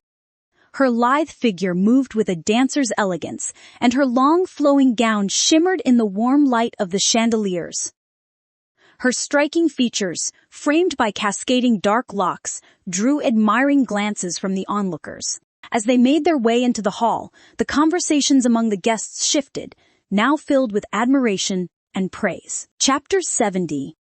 The Masquerade Ball. -70. Look at them. Lucian and Camilla are truly a match made in heaven, whispered one werewolf to another, their voices tinged with awe. They're the embodiment of grace and power, another replied, their eyes never leaving the couple. It is no wonder everyone's talking about them. Mara watched the scene unfold from the lounge, her heart a tumultuous storm of conflicting emotions. Her memories of Lucian were shrouded in a mixture of love and resentment.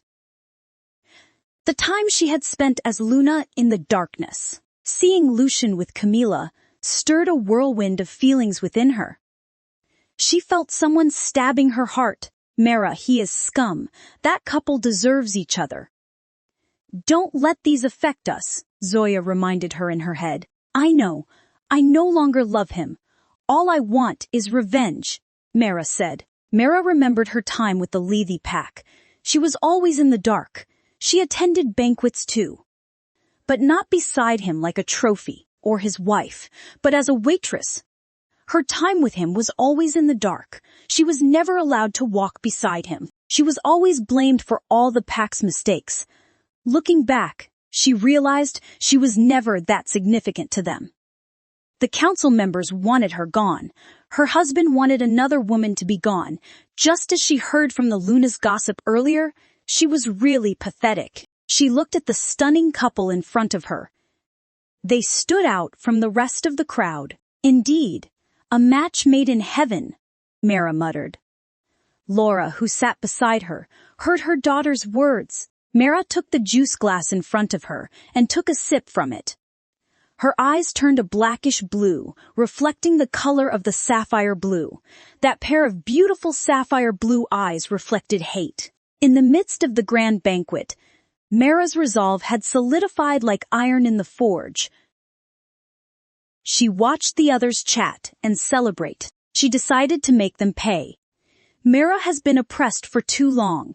They treated her like a dormant, rather than someone worthy of respect.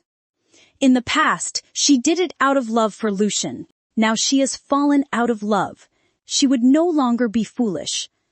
Mara knew what she wanted now. Not long after, Laura and Leonard announced the start of the masquerade.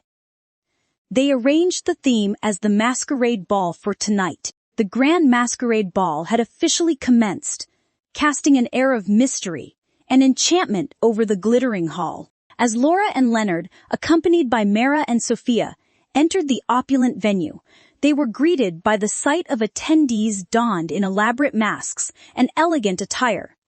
Their costumes ranging from the whimsical to the sublime. The soft, melodious strains of a waltz floated through the air, performed by a talented orchestra in the corner of the hall. Crystal chandeliers adorned the high ceilings, casting a dazzling array of light and shadows on the marble floors below. The walls were adorned with intricate tapestries and portraits of past alphas and their Luna, a testament to the rich history of the werewolf world. Mara's eyes widened with wonder as she took in the resplendent surroundings. She whispered to Sophia, "It is like something out of a fairy tale." Sophia smiled warmly. "It is a special night, Mara. You deserve all the enchantment. And didn't you say that you were not going to come?" Mara asked in a teasing tone. "Well, I know you will be alone, crying in the corner, so I had to come here," Sophia said smugly. As the attendees swirled around the dance floor, each masked figure became a fleeting enigma. Mara felt a twinge of excitement, mingled with apprehension. She clutched the mask adorning her face, a delicate silver creation adorned with intricate lacework. Leonard leaned in to speak to his daughter. "Mara, remember, this is your night. You are the belle of the ball." Laura chimed in, her eyes gleaming with pride. "Yes, my dear. Enjoy the dance." Mara nodded, feeling a surge of gratitude toward her parents. She knew that this night was not just about her newfound identity, but also about acceptance and belonging. Sophia, her mask a stunning peacock design, extended her arm to Mara. "Shall we, my dear friend?" Mara smiled back, taking Sophia's arm. "Let's make this a night to remember." Together, they joined the swirling dance, becoming part of the enchanting tapestry that was the masquerade ball. Each step brought Mara closer to unveiling the truth that had long been concealed. And she couldn't help but wonder what awaited her beneath the masks of those around her. The rules of the dance were to put on the masks and dance with whoever they wished. They can choose to take off their masks if they want. If they didn't want to, there was no need to. Laura and Leonard joined the crowd amidst the hooting. Chapter 71. The Masquerade 2. Chi-H negative. 71. As Mara twirled on the dance floor with Sophia, she became immersed in the magical atmosphere of the masquerade. The soft, enchanting music filled her ears, and the masked figures around her swayed gracefully to the waltz's rhythm. Each mask concealed a story, a secret, and she found herself intrigued by the anonymity it provided. And everyone around her was literally enjoying the theme. The environment is filled with happiness. Yet she knew there was a part or some people who were rotten, like Lucian and Camila. She needed to give them a surprise. Sophia looked at her friend, who was enjoying herself. Her eyes sparkling with mirth, she asked, "Are you enjoying yourself, Mara?" Mara's voice was filled with wonder as she replied, "More than I ever thought possible. This is like a dream. My parents had a good choice in choosing this theme." She laughed as she replied. Sophia chuckled. "It is quite the spectacle, isn't it? A world of secrets and mysteries behind those masks, and yeah, Auntie and Uncle really took care of this party very carefully. After all, their precious daughter returned after years of disappearance. They want to give their best." "I am glad I found them," Mara said. "In fact, they are more glad than you." "It is hard losing a child of their own," Sophia said. Mara's eyes flattered for a second, but she quickly masked it. Indeed, she wished she could find her son even after years. But she couldn't. That's the reality. She was glad her mother didn't need to go through that pain. "Indeed. But I didn't expect you to be the daughter of my father's beta," Mara said. "Life is full of surprises," Sophia said with a smile. "But you did me wrong. You knew my identity in Lethe Pack, but you didn't tell me about your identity," Mara said with an accusing glare. "Come on, Mara. What do you expect me to tell you? If I say I am the beta's daughter of your enemy pack, then being Luna of Lethe Pack, would you let me go unscathed? Won't you scrutinize my every move? Would we develop this friendship?" Sophia barraged her with a list of questions. "Fair enough," Mara responded. "Now, enough chit-chat. Let's go ahead with our dancing, woohoo!" Sophia said with a squeal, and both continued to dance. As they danced, Mara couldn't help but notice the diversity of masks adorning the guests. Some were exquisitely detailed, while others were whimsically designed. The masks added an aura of intrigue to the evening, as if everyone were participating in an elaborate game of hide and seek. Eventually, the dance came to an end, and Sophia and Mara joined the other guests in a synchronized bow. Mara's heart raced with exhilaration. She looked around at the elegantly dressed attendees, and a sense of belonging washed over her. Laura and Leonard approached her, their eyes filled with pride. Leonard offered his arm to his daughter. "Mara, you've been dancing all this while. Why don't you rest up? You are the star of the night. You need to save your energy." Mara hesitated for a moment, then nodded, determination in her eyes. "I know, Dad. But I want to enjoy too. You all made these many arrangements. I would be sad if I don't enjoy it," Mara said with a pout on her face. Laura and Leonard exchanged knowing glances. Leonard's heart melted at her cute expression. He was about to give in to his daughter's words. Sensing Leonard's weak-hearted father only towards Mara syndrome was acting up, Laura said gently, "That's good, my love. But you know, we want to show you the world through the stage, not through the crowd, and you will be pretty tired when the dance ends." Chapter 72. The Masquerade 3. Approaching Lucian. Ch-negative. 72. Mom, don't worry. I won't take off this mask, and I am so happy that this thing, the banquet, the people, and everyone else are here for me. So let me mingle with them and enjoy my banquet. Please, Mara said with her big, watery eyes. She looked like an innocent rabbit asking for a carrot. When she saw Laura was not budging, she looked at her father. Leonard's just turned into water seeing his daughter like that. "Let her be, my love," Leonard said to his wife, trying to convince her. Mara looked at her and bobbed her head like a doll. "You." Laura was mad at Leonard. "Please, we have time for the banquet too. Are you going to say no to our precious daughter?" Leonard with a devilish smile. He finally had a chance to black paint his wife and white paint himself. How could he let it go? Laura, who saw through his intentions, said nothing. Fine then, but don't tire yourself too much. Your body hasn't recovered completely, Laura said. Fine. Mara said that and hugged her parents before disappearing into the crowd. The grand masquerade continued with its enchanting dance, the atmosphere growing ever more electric as the night wore on. A shimmering chandelier above cast sparkling light upon the swirling dancers below, adding to the aura of mystique that had enveloped the room. Mara had been dancing gracefully with various partners, their masks lending an air of anonymity to each fleeting encounter. It was thrilling to twirl through the elaborate steps with strangers, to feel the music in her bones, and to be a part of the pulsating heartbeat of the evening. As the night deepened, the dance floor cleared, leaving each guest to revel in a solo performance.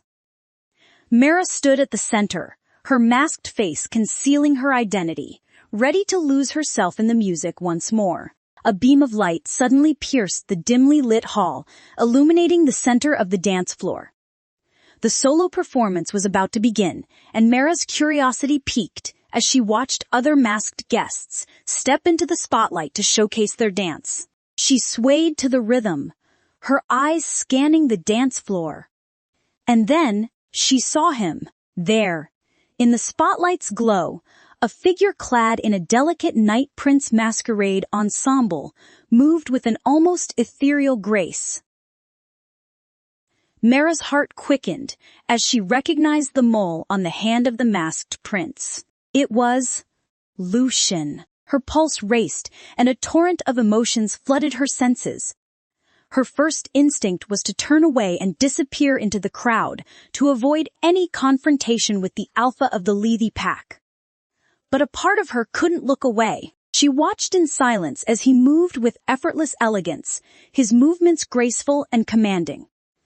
The prince's mask concealed his expression, but Mara couldn't help but wonder what thoughts lay behind that facade. This very man made her go through hell. She knocked on the door of death more than once, all because of him, but he doesn't know it yet. And he would never know it too. What a pathetic life she lived. And this man doesn't deserve her love. Their eyes met briefly, locking in an unspoken connection. Mara's heart skipped a beat as a whirlwind of emotions swirled within her. Anger, confusion, and a lingering sense of betrayal warred with a deep-rooted fascination she couldn't deny. Maybe it's time for her to reveal her surprise to them. Mara knew she should turn away, should avoid the inevitable confrontation that lay ahead. But she found herself rooted to the spot, drawn to Lucian by an invisible thread that refused to break. The dance floor remained their silent arena, where the past and present collided in a dance of uncertainty. With a confident smile, Mara approached Lucian. Even the music filled the air with its enchanting melody. Every step toward him felt like a monumental decision. A leap into the unknown. She needs to play the pull and push game before pushing him into a deep abyss. Chapter 73. The Masquerade 4. Pushed by Camilla. With a confident smile, Mara approached Lucian. Even the music filled the air with its enchanting melody. Every step toward him felt like a monumental decision. A leap into the unknown. She needs to play the pull and push game before pushing him into a deep abyss. Her eyes were filled with many emotions and mysteries. Her every step is filled with an unknown charm, femininity, beauty, grace, elegance, and mystery. Lucian seemed to be drawn to it too. As she drew nearer, Camilla, the elegant and poised ballerina who stood beside Lucian, and Luna of the Lethe pack naturally sensed her intention. Camilla's eyes, hidden behind a delicate mask adorned with feathers, narrowed with suspicion.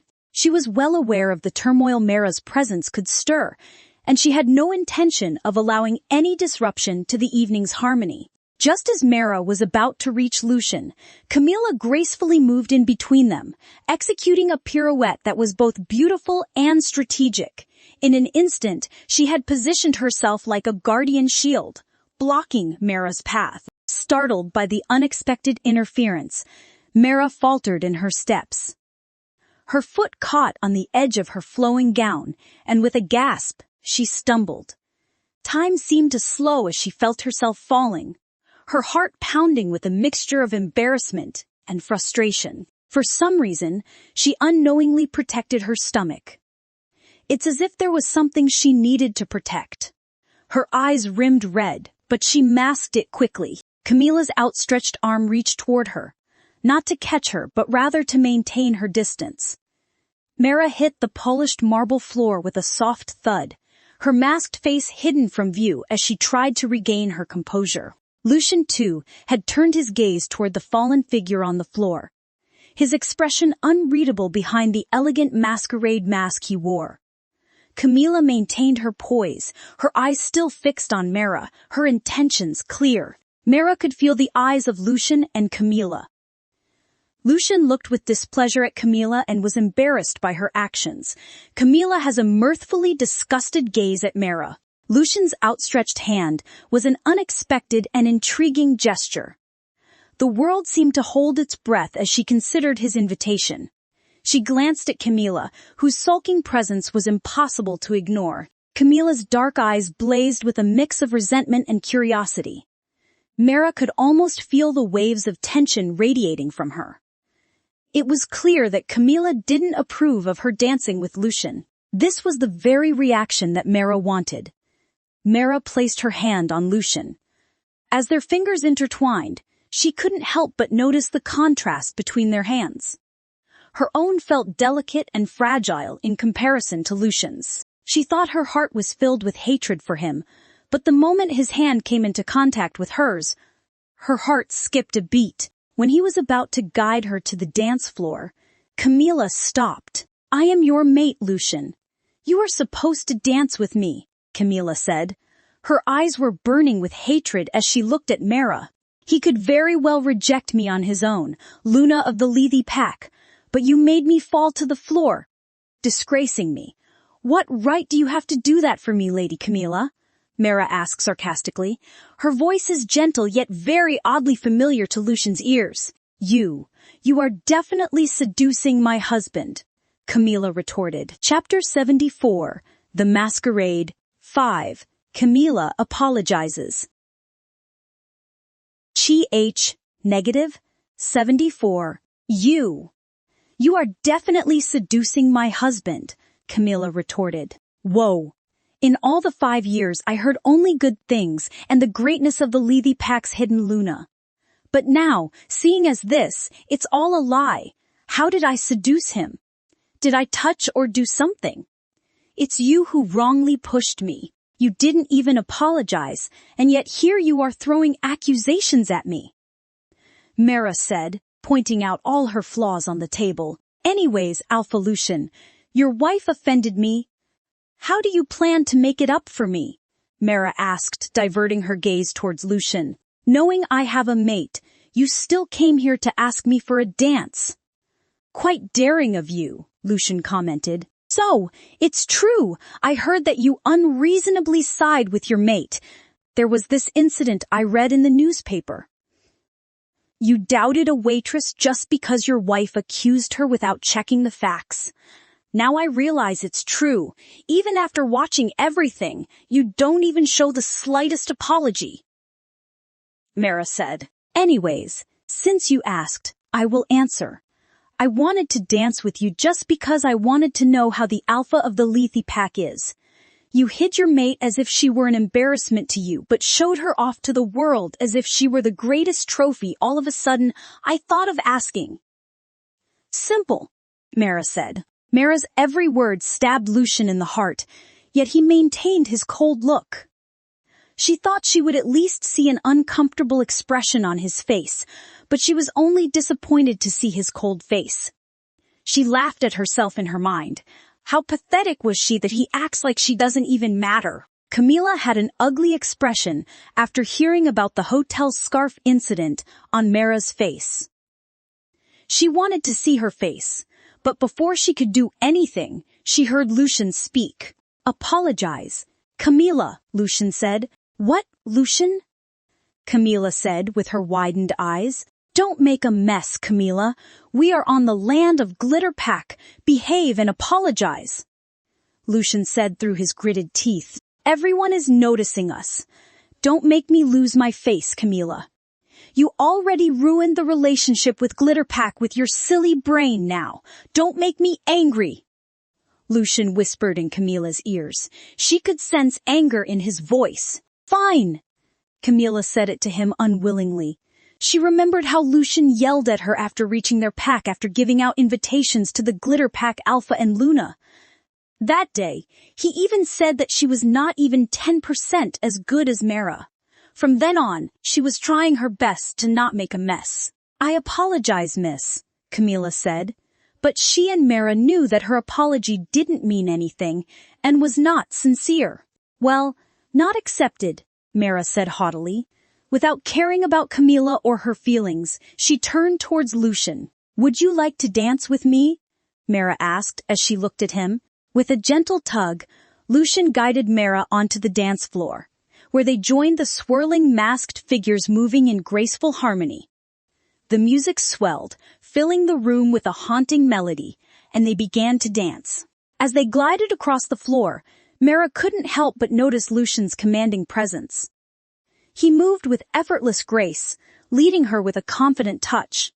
The scent of his cologne mingled with her senses, a captivating blend of masculinity and allure. For a while, Mara lost herself in the dance, the world around them fading into the background. She felt the warmth of Lucian's hand against her back as they wove through the intricate steps of the waltz. The curious gazes of the other guests seemed distant and unimportant. Chapter 75, The Masquerade, 6 Questions and Answers. For a while, Mara lost herself in the dance, the world around them fading into the background. She felt the warmth of Lucian's hand against her back as they wove through the intricate steps of the waltz. The curious gazes of the other guests seemed distant and unimportant. Camila, on the other hand, watched from the sidelines, her lips pressed into a thin line. She couldn't hide her frustration at being excluded from the dance. Her eyes remained fixed on the pair, a subtle mixture of jealousy and suspicion clouding her gaze. As the music swirled around them, Mara found herself lost in the rhythm of the dance and the enigmatic presence of Lucian. She knew that this dance was more than a simple waltz. It was a dance of secrets, a silent exchange of questions and answers that lay hidden beneath their masks. They had their own motives for being here and dancing with each other. But they masked it with their smiles. The music played on, the notes of the haunting melody, weaving a tapestry of emotions around them as they danced. Mara's heart pounded in her chest, her steps growing more uncertain as Lucian's words hung in the air like an unspoken challenge. You were quite feisty back then. Even after knowing she is the Luna Letha Pack, you stood your ground, Lucian said. Well, I learned that people with power are the most disgusting creatures. They expect everyone to go along with their wishes without giving the minimum respect that the other person deserves. In the end, the one with no power or less power couldn't even save their self-respect and died emotionally. And people keep accusing them. You have changed and turned selfish. But no. It's just their way of saving their last bit of dignity. When they lose that person, others will realize it, but there will be some who will never realize how much they drove that person to death and go ahead with their life with a new start, while the dead wouldn't even be respected.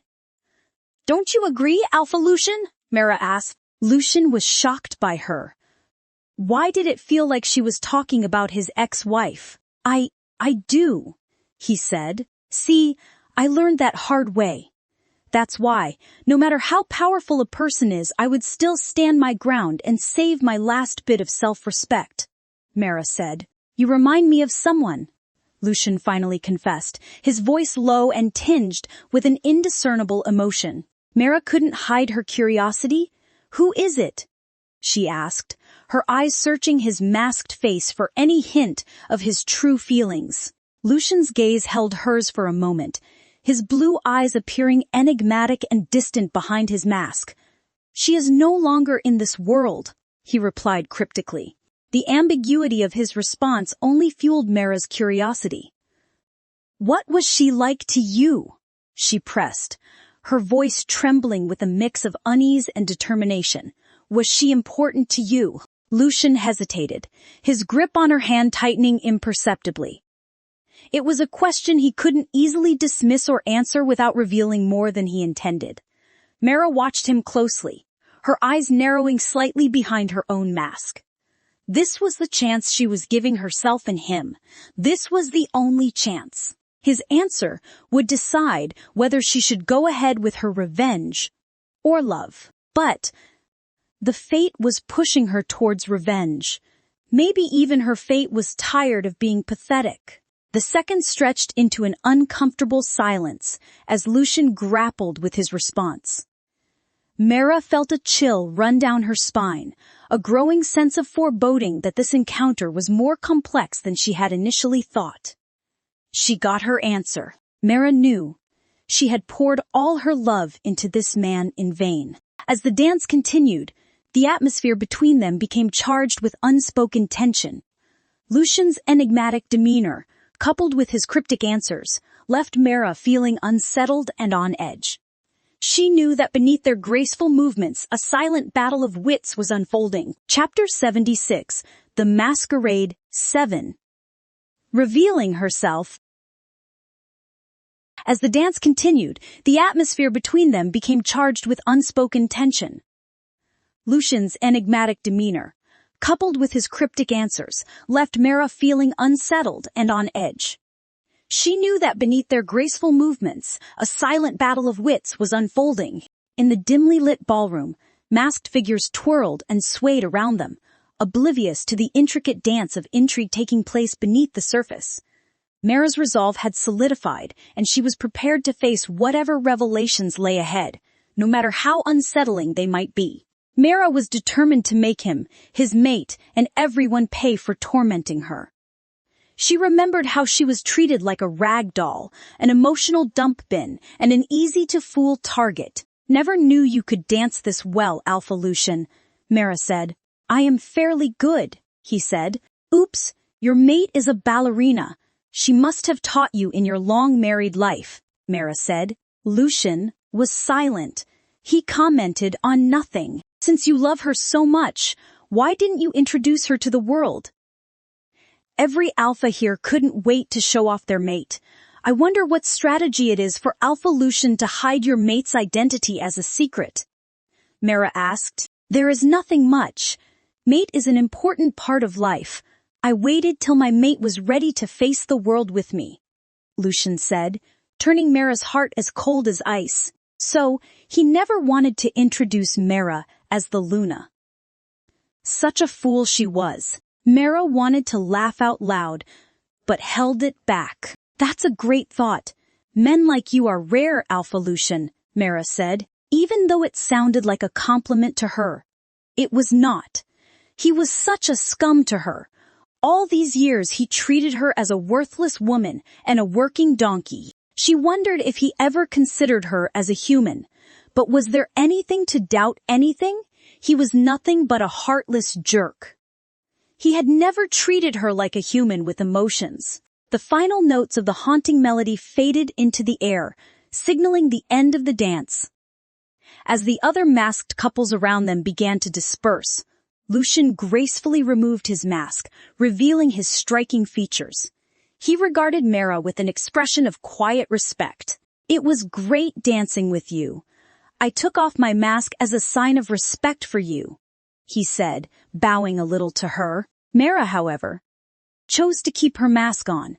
She wasn't ready to reveal herself yet, not when she felt like she was playing a high-stakes game of intrigue with Lucian. "But I have to apologize for not doing the same to you," she said to him. Lucian nodded, his gaze holding hers with unwavering intensity.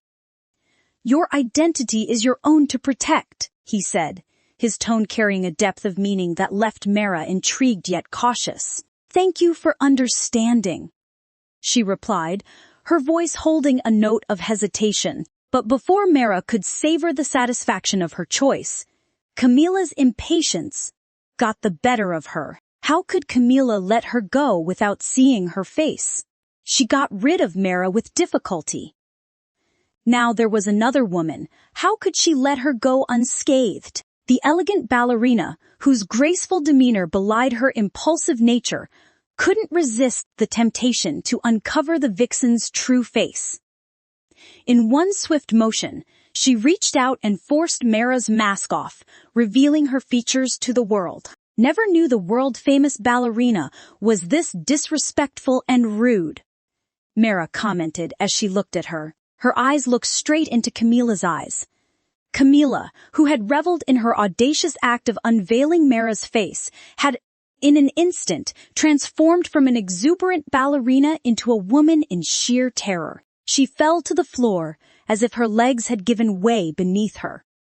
Her porcelain mask, still clutched tightly in her trembling hand, fell to the floor beside her. Mara just smirked inwardly at this sudden turn of events and looked down at Camila with curiosity. It was as if Camila had just witnessed something that had utterly shaken her to her core. Chapter 77. The Masquerade 8. Camila's Shock. Ch -78. Lucian. His stoic facade now replaced by a hint of concern, swiftly knelt beside Camila, his strong arms supporting her. "Camila, what happened?" he asked, his voice laced with worry. Camila, her wide eyes locked on Mara, could only stammer incomprehensible words. She appeared to be in a state of shock, her gaze fixed on Mara as though she had seen a ghost or some unspeakable horror. Camila, still trembling on the floor, pointed a trembling finger at Mara's face. She couldn't believe that Mara was still alive. She wondered if she was real or a ghost. If she was real, she would be doomed. Her carefully devised plan and her hard work to get back what she was would be ruined and turned into ashes. She can't let that happen. Thursday. It is you, Camila stammered, her voice strained and broken. You are the one I. She can't form the right words. Camila doesn't know how to answer his question. Her words shattered into incoherent fragments as her mind grappled with the impossible truth before her. Her once confident demeanor had crumbled, revealing the depths of her fear and disbelief. Mara's expression mirrored the confusion rippling through the room. Mara has to say she learned acting from her family and is now slaying. She acted like she had no idea what Camila was talking about. As she watched the reaction of Camila, the memories from her time as Luna remained elusive, and the cryptic hints and veiled accusations only deepened the enigma. Mara didn't feel any pity for Camila's state. This woman pushed her to the gates of death many times and ruined her. She didn't let Mara have a normal life. How could she feel anything for her? To Camila, the woman who stood in front of her has the same face as Mara, whom she pushed into the sea with her own hands. She even got it checked that Mara was not rescued by anyone and was dead, but she saw the same face. How could that happen? Her eyes widened in shock. Her lips quivered in fear, and adding to that, Mara's gaze was a little strange. Why was she acting like she didn't know her? She can't take it. Camila wanted to get up and yell at the woman in front of her. She wanted her to get out of her sight. But she couldn't. Author's note. Please comment and let me know your thoughts. They will be much appreciated. Regards. Priya. Chapter 78. The Masquerade 9. Lucian sees Mara. Ch -78. Mara wanted to laugh at the woman who was scared to her wits looking at her. This was the very woman who pushed her to death and laughed at her low birth. As she stared at Camila, Mara's eyes, tinged with a hint of sarcasm and curiosity, took a measured step closer to Camila. Her movements were deliberate, like a predator closing in on its prey. She tilted her head, studying Camila with a mixture of bemusement and intrigue. Her mirthless eyes mocked her current situation. As the contents of the news article came into her head, her anger rose. "What is wrong, Miss Stone?" Mara asked, her tone deceptively innocent. Why do you act like I am some ghost? Do you remember something? Did that scare you? Mara asked. Camila looked at her with vigilance. She couldn't pinpoint why Mara was acting as if she never knew it. Do you need a hand getting up? She asked, looking at her. Her silence was entertaining. Mara's brown eyes, which resembled the color of soil, danced in amusement. As Mara came towards her, Camila's eyes widened in a mixture of terror and disbelief. She crawled backward, her hands trembling as they clutched at the exquisite fabric of her gown. She seemed on the verge of panic, her voice quivering as she muttered, "Are you real? Or just a ghost?" Mara's brow furrowed in genuine confusion. "I don't understand what you are talking about," she replied, her voice laced with genuine bewilderment. Her words made Camila crawl back again. "Please don't do that. This dress looks expensive. It would be such a waste if you ripped it off over nothing," Mara said as she looked at her. Camila felt embarrassed, confused, and angered. Her gaze shifted to Lucian, who stood nearby, a silent and tense observer of the bizarre scene unfolding before him. Turning to Lucian, Mara questioned him directly. "I think she is the woman who accompanied you tonight, right?" Lucian, caught between two enigmatic women, finally found his voice. Though his gaze never left Camila, he nodded. "Yes," he replied cautiously. "She is with me. Then help her." "I guess she was not ready to take the help of strangers," Mara said to him with a full smile. But Lucian still couldn't wrap his mind around the issue of how the woman in front of him resembled his dead wife so much. His eyes were wide in disbelief. Lucian's face mirrored a curious blend of shock, disbelief, and a hint of something deeper. His eyes, wide and locked onto Mara's face, betrayed his surprise. Yet, beneath that initial astonishment, there seemed to be a flicker of happiness, an almost imperceptible spark of recognition. Mara couldn't help but notice this. She even suspected that she saw it wrong. Camila, still in shock and unable to comprehend the uncanny resemblance between Mara and the person she believed she had pushed into the sea, remained frozen in a corner of the room. Her earlier bravado had crumbled, replaced by a profound sense of unease and dread. As the seconds stretched into an eerie silence, the presence of Mara's enigmatic encounter hung heavily in the air, like a storm about to break. If Mara were to be alive, her position would be at risk. She worked so hard to get where she is now. She can't lose this. Camila turned her head and looked at Lucian. She could see the happiness in his eyes, which made her eyes turn red. This cannot be happening. She doesn't want to deal with Mara again. Lucian wasn't trusting her as much as he had in the past. Clutching her dress tightly, she glared at Mara. "Mara." He called Mara and hugged her. Mara was stunned at his sudden action and almost melted in his arms. But she soon realized that she couldn't melt like this. It would repeat the same past she faced in the 5 years. Chapter 79. The Masquerade 10. Time for Annoncement. -79. "I didn't expect you to be alive. Mara, I am sorry I couldn't protect you," Lucian rambled, still hugging her. Mara just pushed him away and looked at him with her narrowed eyes. "Alpha Lucian, please don't cross the line. Your partner is here too. Even though she has been quite mean to me, that doesn't mean I will let you hug me," Mara said, maintaining her distance from him. "Mara, what do you mean? We did more than a hug. I even marked you. You have my mark," Lucian tried to say it to her. "First, Alpha Lucian, you are really weird. You keep calling me by an unknown name. Mara, second, please don't accuse me of something that never happened between us. I am still unmated. I have no marks on me. I am looking for my fated one still," Mara said, looking at him with a bewildered look. Lucian was shocked to hear her words.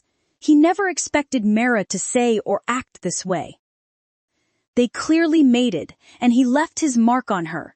They even had a son together. Lucian fell into a predicament after hearing her. He gazed at her exposed fair neck.